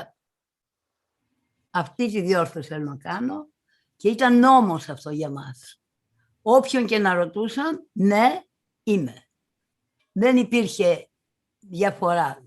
Καταλάβατε. Κάποιος είπε ότι δεν λεγόντουσαν, ήταν οι φιλανθρωπικοί σύλλογοι που λέγανε οι κυρίες οι οποίες βοηθούσαν, ξέρω εγώ, τους οροθετικούς. Όχι. Η ACT UP ήταν κατηγορηματική σε αυτό. Ποιοι είστε οροθετικοί? Όλοι. Και αυτό το κάναμε για να καταλαβαίνετε, για το στίγμα περισσότερο. Ήμασταν, δεν ήμασταν. Έτσι.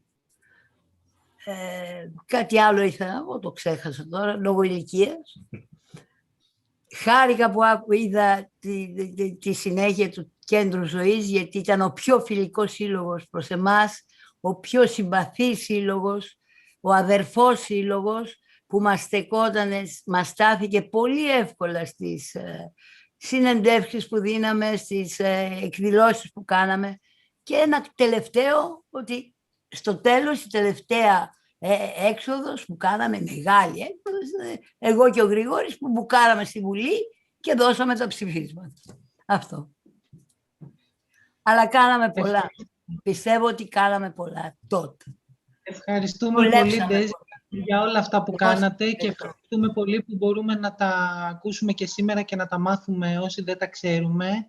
Δυστυχώς θα πρέπει να αρχίσουμε να κλείνουμε σιγά-σιγά. Πριν δώσω το λόγο στον Δημήτρη Παπα-Νικολάου για το που θα κάνει τον επίλογο, θέλω και εγώ να σας ευχαριστήσω πάρα πολύ που ήσασταν εδώ. Να ευχαριστήσω τον Δημήτρη Παπα-Νικολάου, τη Θετική Φωνή, τον Νίκο Δέδε και ένα πολύ μικρό σχόλιο από μένα. Το είπαμε HIV, το είπαμε AIDS, το είπαμε SIDA, το είπαμε μπαρό, το είπαμε και το λέμε με διάφορους τρόπους. Μάλλον χρειαζόμαστε πολλά ονόματα και πολλούς προσδιορισμούς για να το περιγράψουμε ακόμα και σήμερα και σίγουρα και αυτό από μόνο του κάτι έχει να πει και για μας. Το ότι χρειαζόμαστε τόσα ονόματα για να το περιγράψουμε σε τόσους χρόνους και με τόσους τρόπους έχει να πει ότι μας απασχολεί πολύ και εύχομαι η σημερινή συζήτηση να ήταν η αρχή μόνο πολλών συζητήσεων και πολλών συναντήσεων που θα ξαναβρεθούμε και θα ξαναμιλήσουμε με αγάπη, με μνήμη, με πένθος, με σεβασμό και καταθέτοντας έτσι τόσο όμορφες και προσωπικές αλήθειες. Ευχαριστώ πάρα πολύ. In anger and in grief, με οργή και σε πένθος. Αυτή ήταν κάπως και η αρχή μας όταν ξεκινήσαμε αυτή τη συζήτηση. 1,5 χρόνο τώρα κάπου συζητάμε πώς μπορεί να γίνει όλο αυτό. Ήδη κάπου είμαστε. Αυτό ήδη κάτι είναι. Η συζήτηση που έγινε σήμερα δείχνει, νομίζω, γιατί δεν πρέπει να σταματήσουμε να συνομιλούμε και ό,τι και να συγκεντρωθεί. Η ιδέα είναι πολύ σύντομα να γίνει ένας ηλεκτρονικός χώρος, ένα website, αλλά και η ίδια η Θετική Φωνή βρίσκεται σε μια διαδικασία. Πρέπει να πω ότι για 1 χρόνο τώρα που κάνουμε ένα σεμινάριο στη Θετική Φωνή, είναι από τις συγκλονιστικότερες εμπειρίες της ζωής μου. Αυτή η ανταλλαγή απόψεων που μπορεί να γίνεται επειδή ξεκινάμε διαβάζοντας ένα κείμενο. Συχνά το κείμενο έρχεται από το εξωτερικό, αλλά η εμπειρία είναι τοπική και φέρνει μια ιστορία η οποία η ίδια είναι δυναμική, ενεργητική, ριζοσπαστική, βαθιά πολιτική. Λοιπόν, να ευχαριστήσω όλες και όλους ήταν εδώ σήμερα. Το να συνεχίσει όλο αυτό, να πρόκειται σε εμάς και είμαι σίγουρος ότι θα συνεχίσει. Να ευχαριστήσω όλη την ομάδα που από απόψε το βράδυ θα προσπαθήσει να υποτιτλήσει όλα αυτά που είπατε. Ήσασταν και χήμαροι. Φοιτητές μου, συνεργάτες μου, οι συνεργάτες της πρωτοβουλίας Greek Studies Now. Εδώ ο χώρος είναι ανοιχτός, αλλά και άλλα webinars και από κοντά θα τα πούμε. Να ευχαριστήσουμε και το Torch και την Άμπαρα Καλίδη που ήταν πίσω από τις κάμερες και στην οργάνωση. Thank you all very much for being here. Να είστε καλά στο επόμενο.